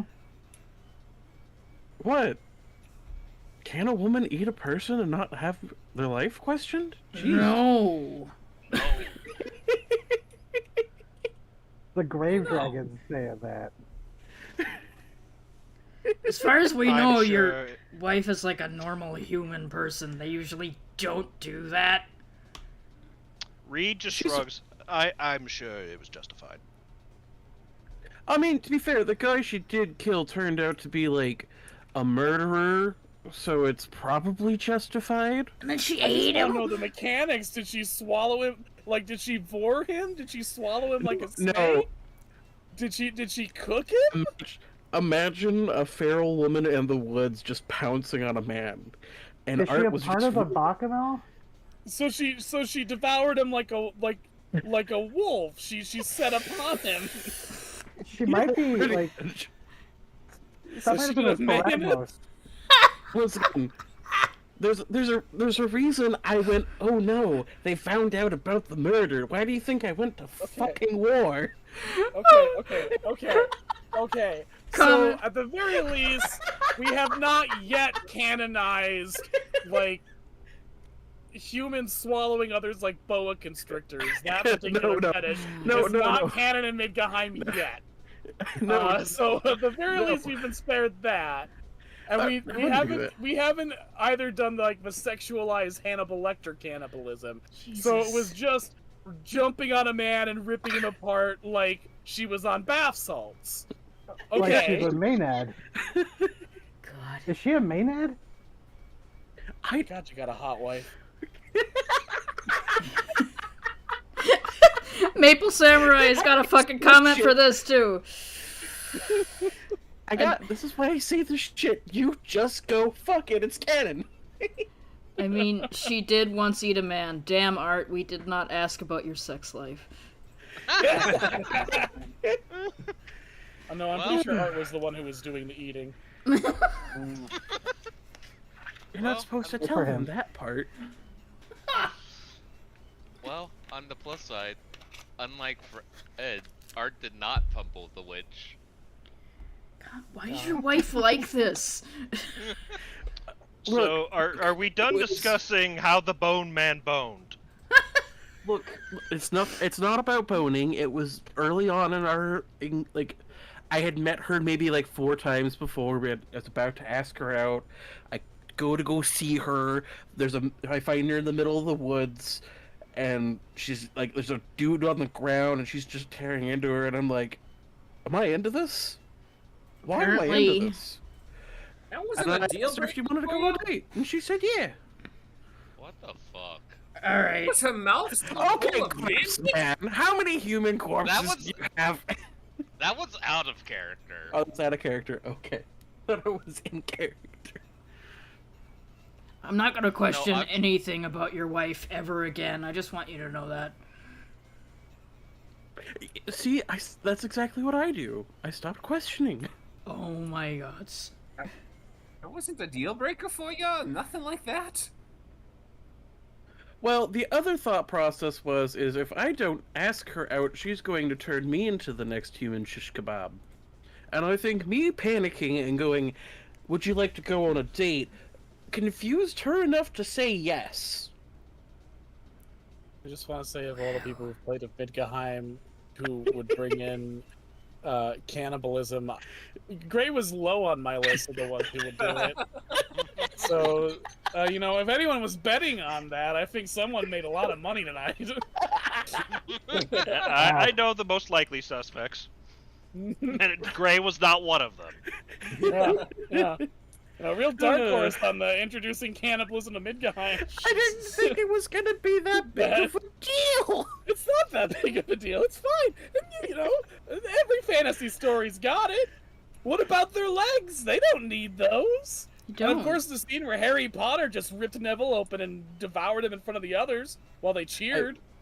I was admittedly a little bit inspired when I came up with the idea in the back of my head, like I should do this, by how witches back in the day were accused of being shapeshifters and turning into monsters, and I'm like, they would just eat a person, wouldn't they? And, actually, I gotta realize I technically did introduce cannibalism into this with Jenny Greenteeth, and then just the fact that, like, Hansel and Gretel is a canon event. So, yeah, cannibalism was always in Midgahheim. That's a statement I didn't want to think about. Now I gotta. Yeah, you played yourself. It was always there. Always there. Anyway, Anyways, we were playing a game, I believe. We were. It's fine. Yeah. We'll get there. It's think not a I'm done with TT this original if it don't conversation. go off the rails. Damn straight. I think we're out of Um, Ross's okay. room now. Yeah, you've left her off, so I can finally turn off the fucking big shot music. Okay, where were we? No more what ifs. There we are. That's much more soothing dialogue scenes. You Are we able to want go to explore the rest of this hideout? Yeah, through this door over Oh, here? Yes. It's from Persona Oh, that's or just something. Yeah, this is okay. So in Persona 5 Royal, in Persona 5, the whole thing is that like your characters, your group of your motley crew of high school kids, have the secret power of being able to enter other people's mindscapes, and they find like all these corrupt adults in their life, like an abusive, in every definition of the word teacher, and like a mafia boss and stuff like that. All these really shitty, abusive adults who are taking advantage of people, and they use their mind powers to basically force these, irredeemable bastards to actually grow a heart and confess their crimes and stop hurting people. And they do this by pulling off these little mind heists where they steal the thing that allows these bastards to block off their hearts, essentially. They take their hearts and force them to be human and confess their crimes. It's really cool. Love Persona 5. The big thing is, because it's this whole heist-themed game, in Persona 5 Royal, they added this little thief hideout section of the game that you can go to and rewatch cutscenes and look at concept art and play little mini games. And it's just really fun. And this is the music that plays in your thief hideout for Persona 5 Royal, which is why it's for this scene. And I just realized now, as I finished all of this, I didn't need to explain any of that. It's okay. I Helps think someone was nobody. excited.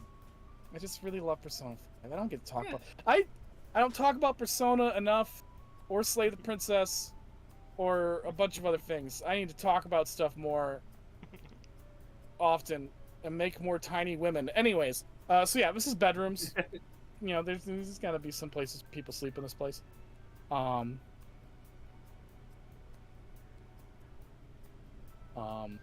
just... I'll just show everything. Fuck it. Tunnels. There are various bedrooms. These ones that you find here, this is where the Detroit boys have been staying. There's a third bed. They don't need it, but, it's there. And you do see, some, the letter from their dad in a prime place in the room. As you guys go along tunnels, you see little Madeline, who is slowly working her way into the gloom with a large crate of food. Okay.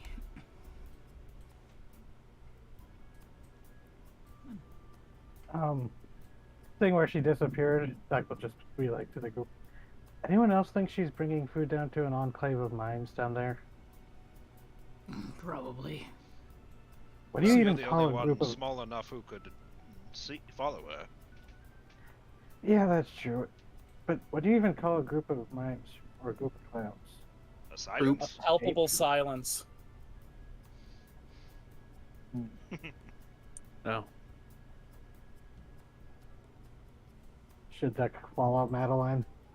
As you look through the tunnels, you see one, the shadows get incredibly thick.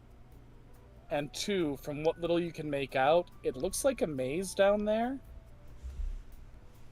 You might not be ready for that exploration. Yeah. It's fair. It's probably not dangerous for us right now. The mimes maze.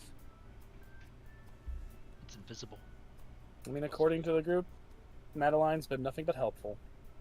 Mm-hmm. Also, you don't go into a mime's home unannounced. It's rude. True. So it's just the whole thing with Obsidian and her desire to help, mimes be redeemed. Accepted. Yeah. This room is locked when you get to it, but you can sort of tell just by sort of looking through it. It's probably a set of bedrooms. This room you see lots of plans. There's pages of things about the various knights working for Sir Brunor and Duke Bonasade. There's also training dummies and equipment for sparring. And it looks like there are sparring matches in here. Notably, the floor is covered in soot, and there is a palpable lingering smell of brimstone. It seems likely that Andromalius and or Johanna have been sparring in this room several times.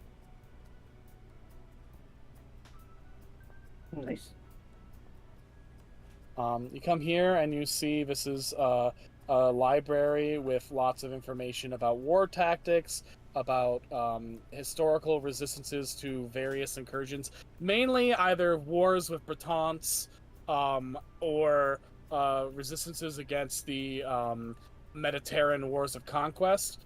One of the sad things is that because Francane shares a direct physical border with Mediterra, whenever Mediterra does try to conquer the whole world, they tend to hit Francane first and hardest. So many times, Francane has been put under and especially Amorigal, since Amorigal is right on that border, they have been put under the boot of Mediterra as it tries to take over the entire continent. And so there's a long history of people in Francane forming resistance movements against Mediterran incursion and doing everything they can to grind up the gears as Mediterra tries to take over other countries. So, Johanna and Andromalius have clearly been gathering research on that as a way to figure out how to form a resistance against the possibility of the nobility of Amorigal going on the side of the Goblin War.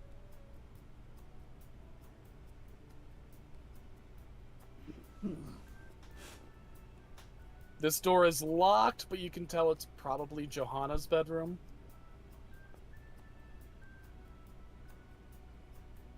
And yeah, that's essentially the hideout. Grugan, you find a place where there are a lot of storage, a lot of supply storage crates. Clearly this is from when Ross has brought things over, or the Thieves Guild has brought things over, and they've picked things through, but they keep this, the crates so that they can send them out to get new supplies filled in them.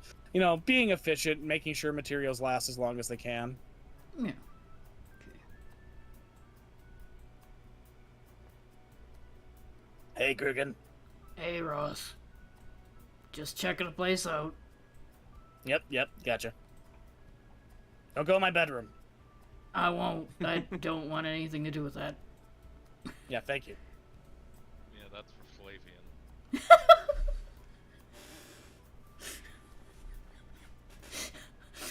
I like to think that Moncher mutters that as he walks through.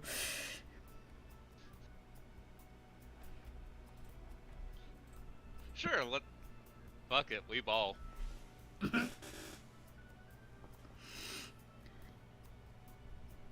Wow. Okay. So what's the That's the plan? hideout. You guys, what do we want to do? The Renard Thieves Guild is offered to let you go, to introduce you to the leaders of their guild, get you some proper disguises that haven't already been clocked by Sir Brunor, and allow you to explore Leonis proper.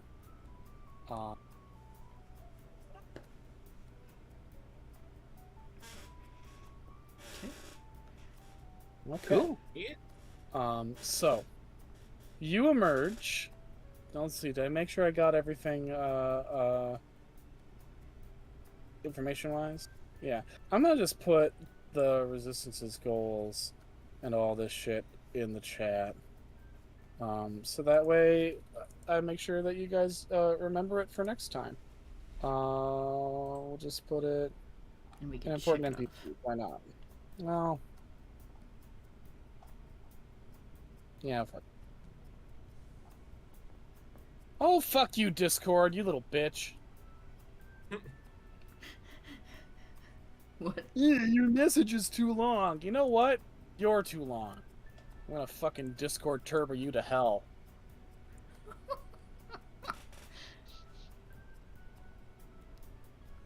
Alright. You emerge in the basement of the Locksmith Guild. I should put on the normal music for the... we're not... You turn off... Okay. Yeah, where's Guardia? There we are. As you arrive in the basement, of the Locksmith Guild, there are a bunch of strange, seedy-looking people in here. There's, a skinny woman with prominent teeth and shoes that are blood red. There's a great big orc who's sharpening a knife. There's another lady with a rat's nest of hair and yellowing teeth, who's very thin and looks the part of the crazy homeless woman, but has a intelligent gleam in her eye that shows that that's very much a front. There's a woman who looks like she could pose as a sweet little flower girl. But as she's sitting here, you see a coldness behind her eyes. And then there are two men sitting at the head of the table, or one sitting, one standing. Both look to be of diluted orcish descent. They're human, but somewhere in their family tree, somebody boinked a pig. Well, as we've And seen Doc- with our chat duo, that's not off the table. And Duck, you recognize all these people. I thought so. The big older man at the table is, of course, Uncle Porkstar. I The had younger a one feeling. next to him is his son, Roast Beefy O'Weefy. Oh God. The lady with the blood red shoes is Dottie Red Shoes. Oh, roast beef. The orc, you knew him. He was a very terse fellow, Hambone Hank. There's Gabby Crackpot, your eyes on the street, and Sweet Florence, one of the most gifted assassins because of her ability to seem completely harmless. Zach will remove her Glaragos. Well, Hey, it's I'm old back. Ducky. Welcome back! And Uncle Porkstar stands up and opens his arms wide. Come here, give your old uncle a hug. Oh my god. I know that we're in Back. France, but all criminals are Cockney, as we know, or from New York. One of the two. God. So Duck will jump up onto the table, making a show that she's wearing iron boots, and go over and give Uncle Porkstar a hug. Ah, Ducky Wucky, it's been too long, Duck. And who are your new friends? They seem like a good thieving sort, especially that one, he says, pointing at Flavian. You got a keen eye there, Uncle. Yeah, this is the crew I'm running with now. And Duck will go and introduce. Going around and doing names. Yeah, Oh, welcome, so you're all part of this resistance. yeah. Started back in Skullcrack when they decided to show up and begin burning everything. Oh, it's bad business, you know? I mean, there's nothing wrong with cracking a few skulls when you need to, but all this kind of larceny that gets people pissed. Not good for business, that's what old Uncle Porkstar says. You're right, Uncle. It's not good for business at all. I'm your dad, Roast Beefy. I mean, everyone else calls you Uncle. I feel left out. I'm your father, kid. Weird. It's weird. I'm sorry, Father Uncle. That makes it sound That gross. makes it weirder, Beefy. That makes it worse. Makes it sound like I slept with my sister. Roast Beefy. My boy. I ain't not calling you Daddy Daddy Porkstar. Hey, Daddy Porkstar works for me. No, No. Ed, no. What if I called you Big Daddy Porkstar? I think I like the sound of that. Uncle Oh, Porkstar's boy. good for the rest of us, though, right? I suppose.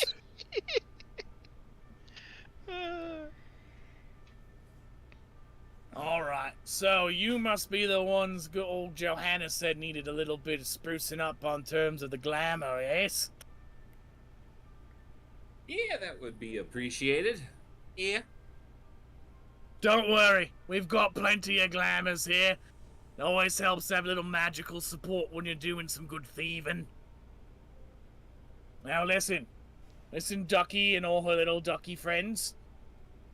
If you ever need help in this city, you come to the Locksmith Guild with a blind mouse in. We'll got you covered. We're not trucking with all this Goblin Slayer bullshit.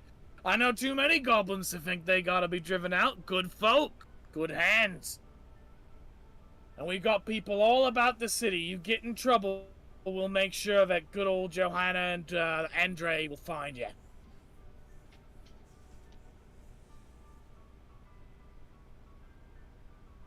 Good to be back. All right. You guys get new glamours. You can figure out what they are in your own time. But for now, for whatever time we have remaining, so we've got about maybe 45 minutes left, you get to explore the city of Leonis. The castle of Duke Bonasad Cendrillon is unfortunately out of your reach at the moment, but the rest is available to you. So, I actually meant to ask earlier, does Mhm. Duck and her crew, I'm guessing this group, never went into the castle, right? No. Okay. You know, you know, as Uncle Porkstar would have told you, not good profit margins on pissing off the ruling noble of the city you're in that severely. Yeah, you want them to ignore you. Yeah. A lot of the locksmiths guild, their business is in robbing people at the Tattercoat inns, which is why they also make sure that anyone who works with them stays at the Blind Mouse Inn instead, the one that they know if someone is there, they're off limits. Whereas the Tattercoat inns is where often rich visiting nobles or merchants will stay at the Tattercoat inns. And so it's a lot easier to, pilch their pockets and have them be like, oh shit, did I spend too much money at the market? Okay.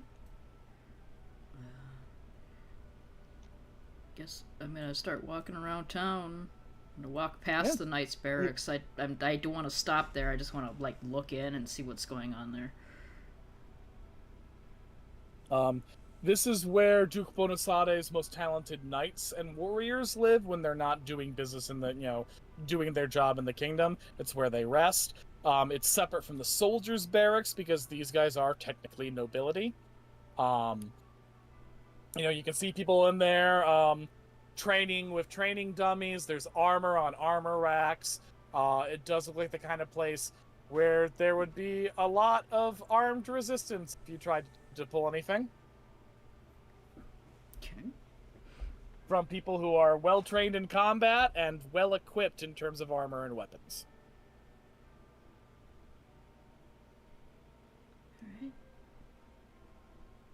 All right. It's called a barracks, but it's really more of like an apartment essentially. All the people have their own little suites inside that are much more well furnished and personalized because these are knights, these are nobility, not mere soldiers. Gotcha. So this would be if we could switch their loyalty, it would be good to not have to fight them. Yes. And if you can't, well, that's something you might have to take out in the future. TT. Yes? Does Duck know if there's, since Leonis is so old, does she know if there is a goblin presence underground? There have been scatterings of goblins. The problem is, the tunnels beneath the city are a little too unstable to really make an underground goblin town. You don't want the earth to quake a little bit and then suddenly your entire nursery is sucked, miles below the earth, right? Yeah, they so did goblins earlier. Goblins have worked at the Locksmiths Guild and all that, but it's not a super secure place. There's a reason why the Resistance is very thankful to Madeline for helping them out, because Madeline helped them find one of the few stable parts of the underground city. Gotcha.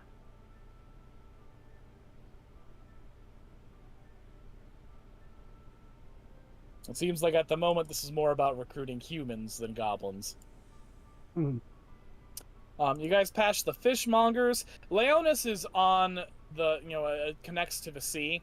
It used to be the capital city of Amoragal before Lutetia became more important, because Lutetia is also a port city, and it's connected to a river that goes deep inland, which makes it much more valuable for trade. But Leonis still has a pretty, sizable port where lots of fishermen come in, and one of its main lifebloods is fishing, which is why they have quite a few fishmongers hawking their wares at the southern entrance of the place. It also provides a very distinct smell to the southern part of the city. Mm.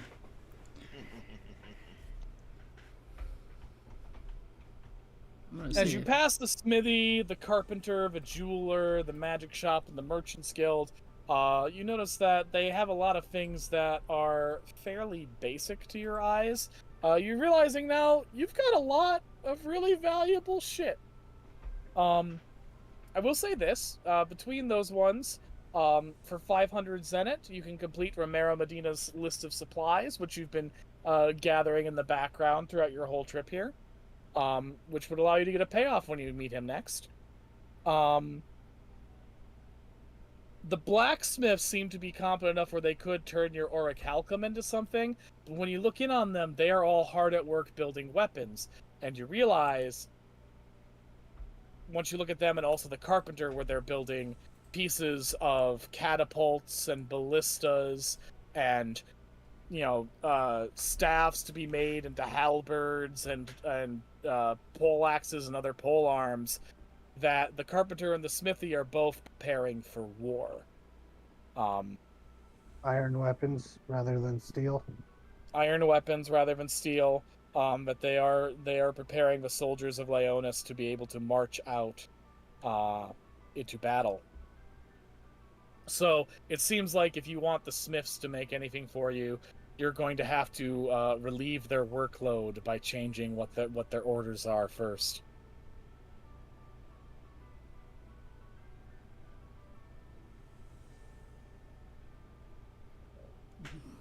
When you pass by the Tattercoat Inn, you immediately turn the other direction because you see that the Tattercoat Inns are filled to the brim with Breton soldiers. Oh, and Doug, it's like past the inns is the mercenary guild, and you know how Ross said he was needing the higher meat shields? I think I actually knew a mercenary group there called the meat shields. I think they started out as like butchers' sons or something that wanted to do soldier work.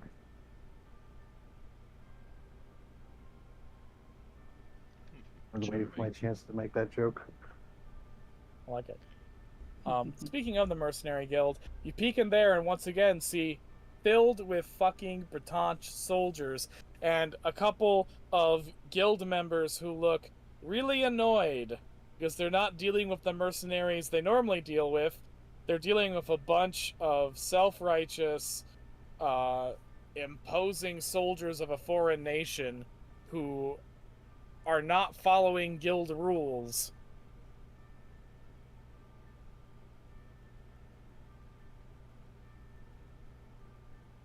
Refresh my memory. What was Romero's thing he wanted us to do again? You met Romero Medina. He had a list of supplies that he wanted to get from around Amorogal but couldn't be arsed to go find himself. And I told you that on your travels you would be able to, without, really having to roleplay it, pick up those supplies and get them back to him. Just off-screen stuff that you're happening.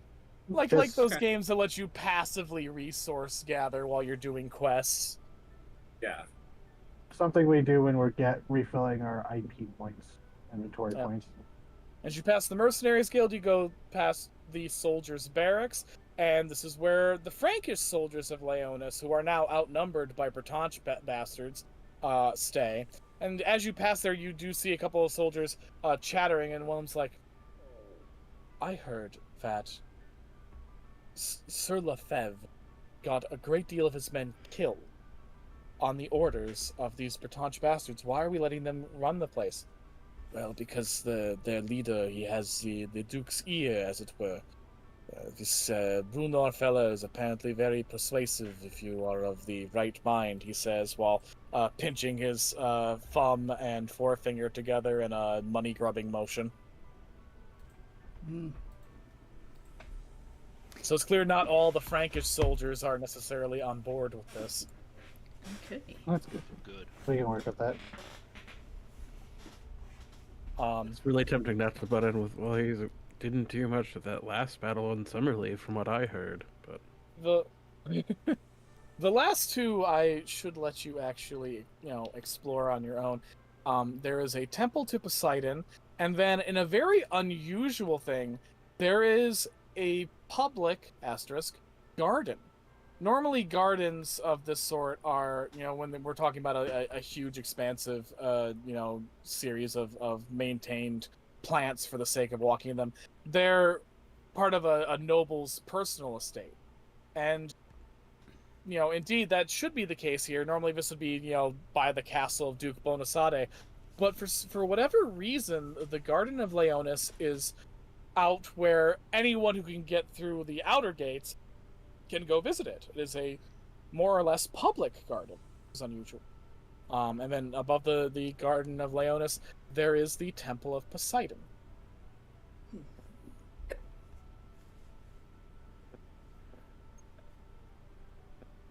Sorry, I have the hiccups. I'm trying to get rid of them. So just continue with on without me. I'm going to die. should we check out the I garden? feel that. They are nice if you can get in. Oh wait, we did hit.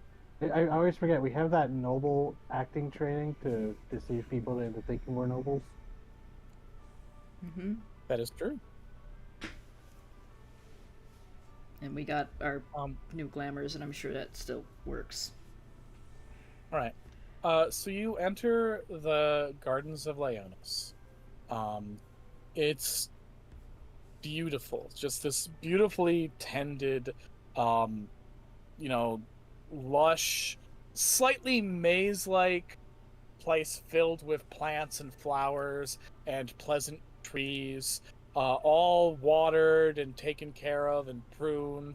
And as you are there, you see a noblewoman of a very odd sort. She is tending to one of the flower bushes. She has a tan, which is unusual for noble women. It is generally viewed that if you're a noble, you should be as pale as possible to show that you don't have to work outside for a living. But she has a tan, which shows that she spends a lot of time outside, and she is doing the dirty work of actually tending to the plants, when that should be a servant's job. But by her dress, she is very clearly a noble, not a merchant, definitely not a servant, but a person of some nobility.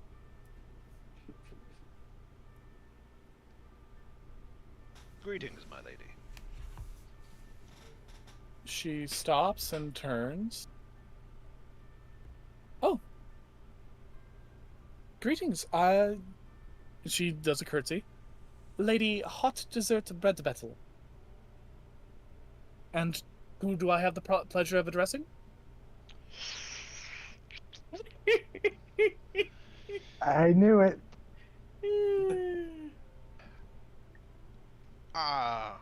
Well, I don't think we've met. I happen to be, Sir Bertolac Reed.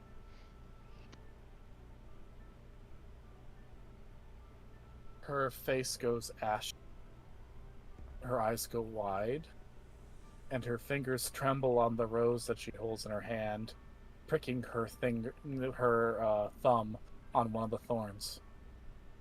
Oh, Forgive me, I did not mean to startle you. my fiancé. Excuse my hysteria. I had not been told that you were in the city. Well, I came back to the city to tend to important matters. Yes, I have heard your presence has been requested, and I was told to come here so that I could meet you when you arrive, so that we could finally meet after our long courtship from a distance.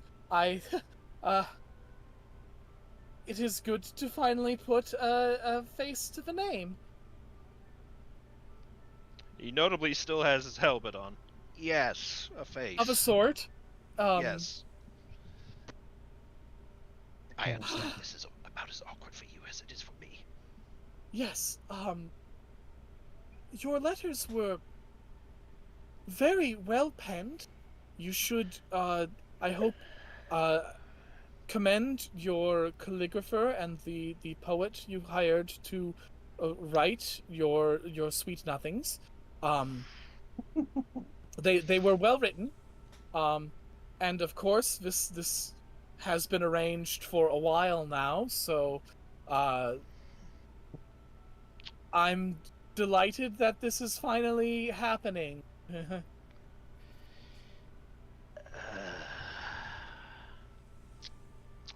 Yes,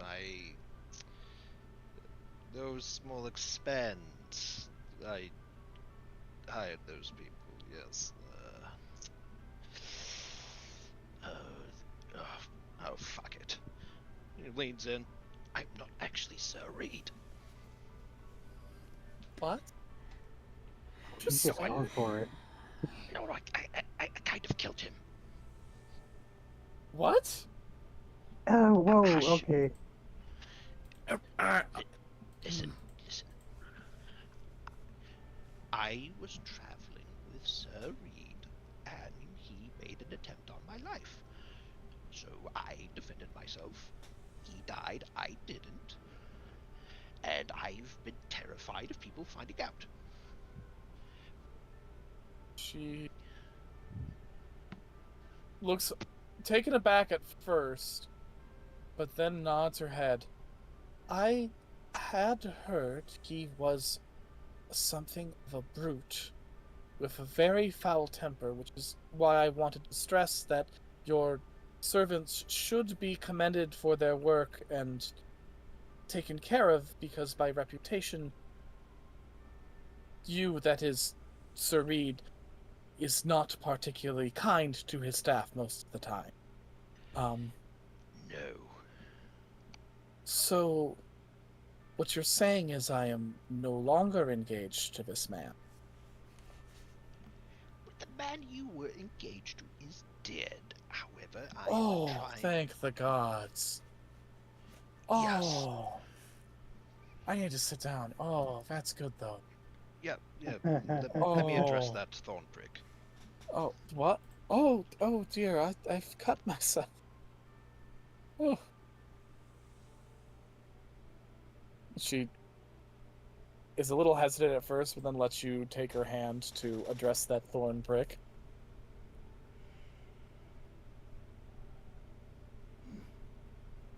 Yes, worry not. We are on the same side.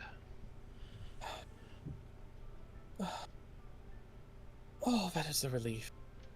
I was called here to finally cement the union with myself and Sir Reed.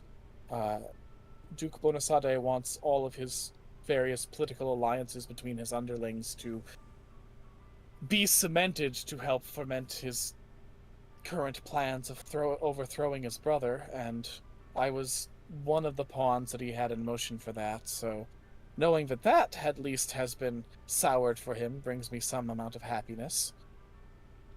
Well, this is not exactly public information. I'm trying to use Sir Reed's name to get myself into the right places to stop this horrendous war.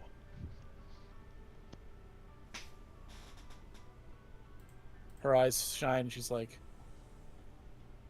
you are trusted enough, you could possibly.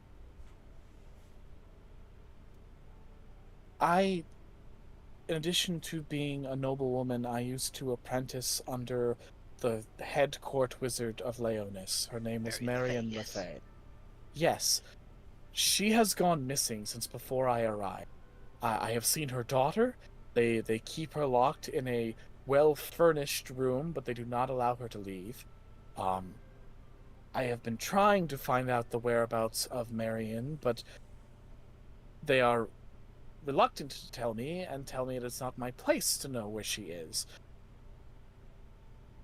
for it is not a woman's matter, but if you could convince them you are Serene, and since you have been in correspondence with me, I feel I am an adequate witness that you are who you say you are, you Yes, could possibly find the whereabouts of Marion Le Fay. Indeed. As a matter of fact, I was asked to look into the matter by Miss Verte of Morbriere. Oh, Miss Verte, how is she doing? Good. He pulls out the nightshade that he plucked a few days ago. It's like he's growing some very lovely flowers. Are you sure you should be handling that? I understand you have gauntlets, but it is poisonous. Ah, well. Should you open the visor? Yeah, well, he's got a frog mouth, but he does kind of like he kind of like grabs his glove. He like undoes the buckle and shows just a little bit of his wrist, which is mud. Her eyes go wide, and she places a hand on your wrist. Her skin is incredibly soft, and her touch incredibly gentle. You're a homunculus. Yes. I was created by the wizard Yates. Be Reed's servant, Yes. and as we both know, he does not treat his serving staff well. Well, if I'm to use his reputation, that's going to change. She pats your wrist, and as she does, a little bit of the blood trickle from her thumb lands on your muddy flesh and mixes in with it.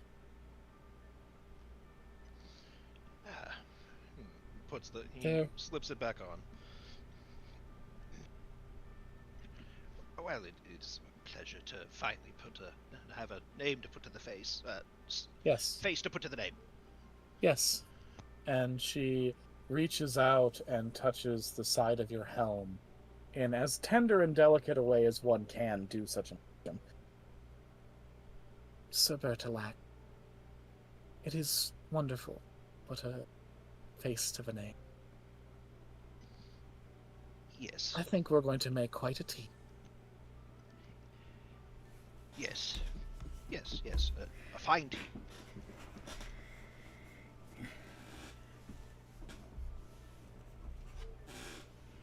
Well, if you're not doing anything else, should we form a plan?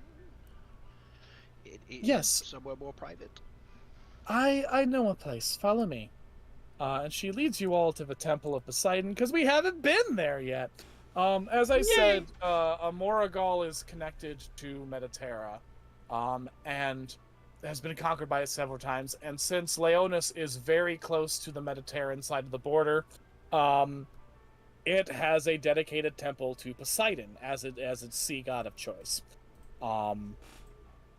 When you enter here, it's an unusual temple because it's also kind of like a fisherman's lodge. There are mounted and preserved trophies of particularly stunning catches all along the walls. Marlins and Ziphiuses. There's one very poor taste stuffed and mounted mermaid that makes you very uncomfortable. The most impressive, though, is the full skeleton of a sea boar, which is mounted and hung from the ceiling so that the tip of its skull almost reaches the far end of the temple chamber, while the tip of its tail reaches to the entranceway. So you're basically, its length stretches the entirety of the main worship chamber. That's big.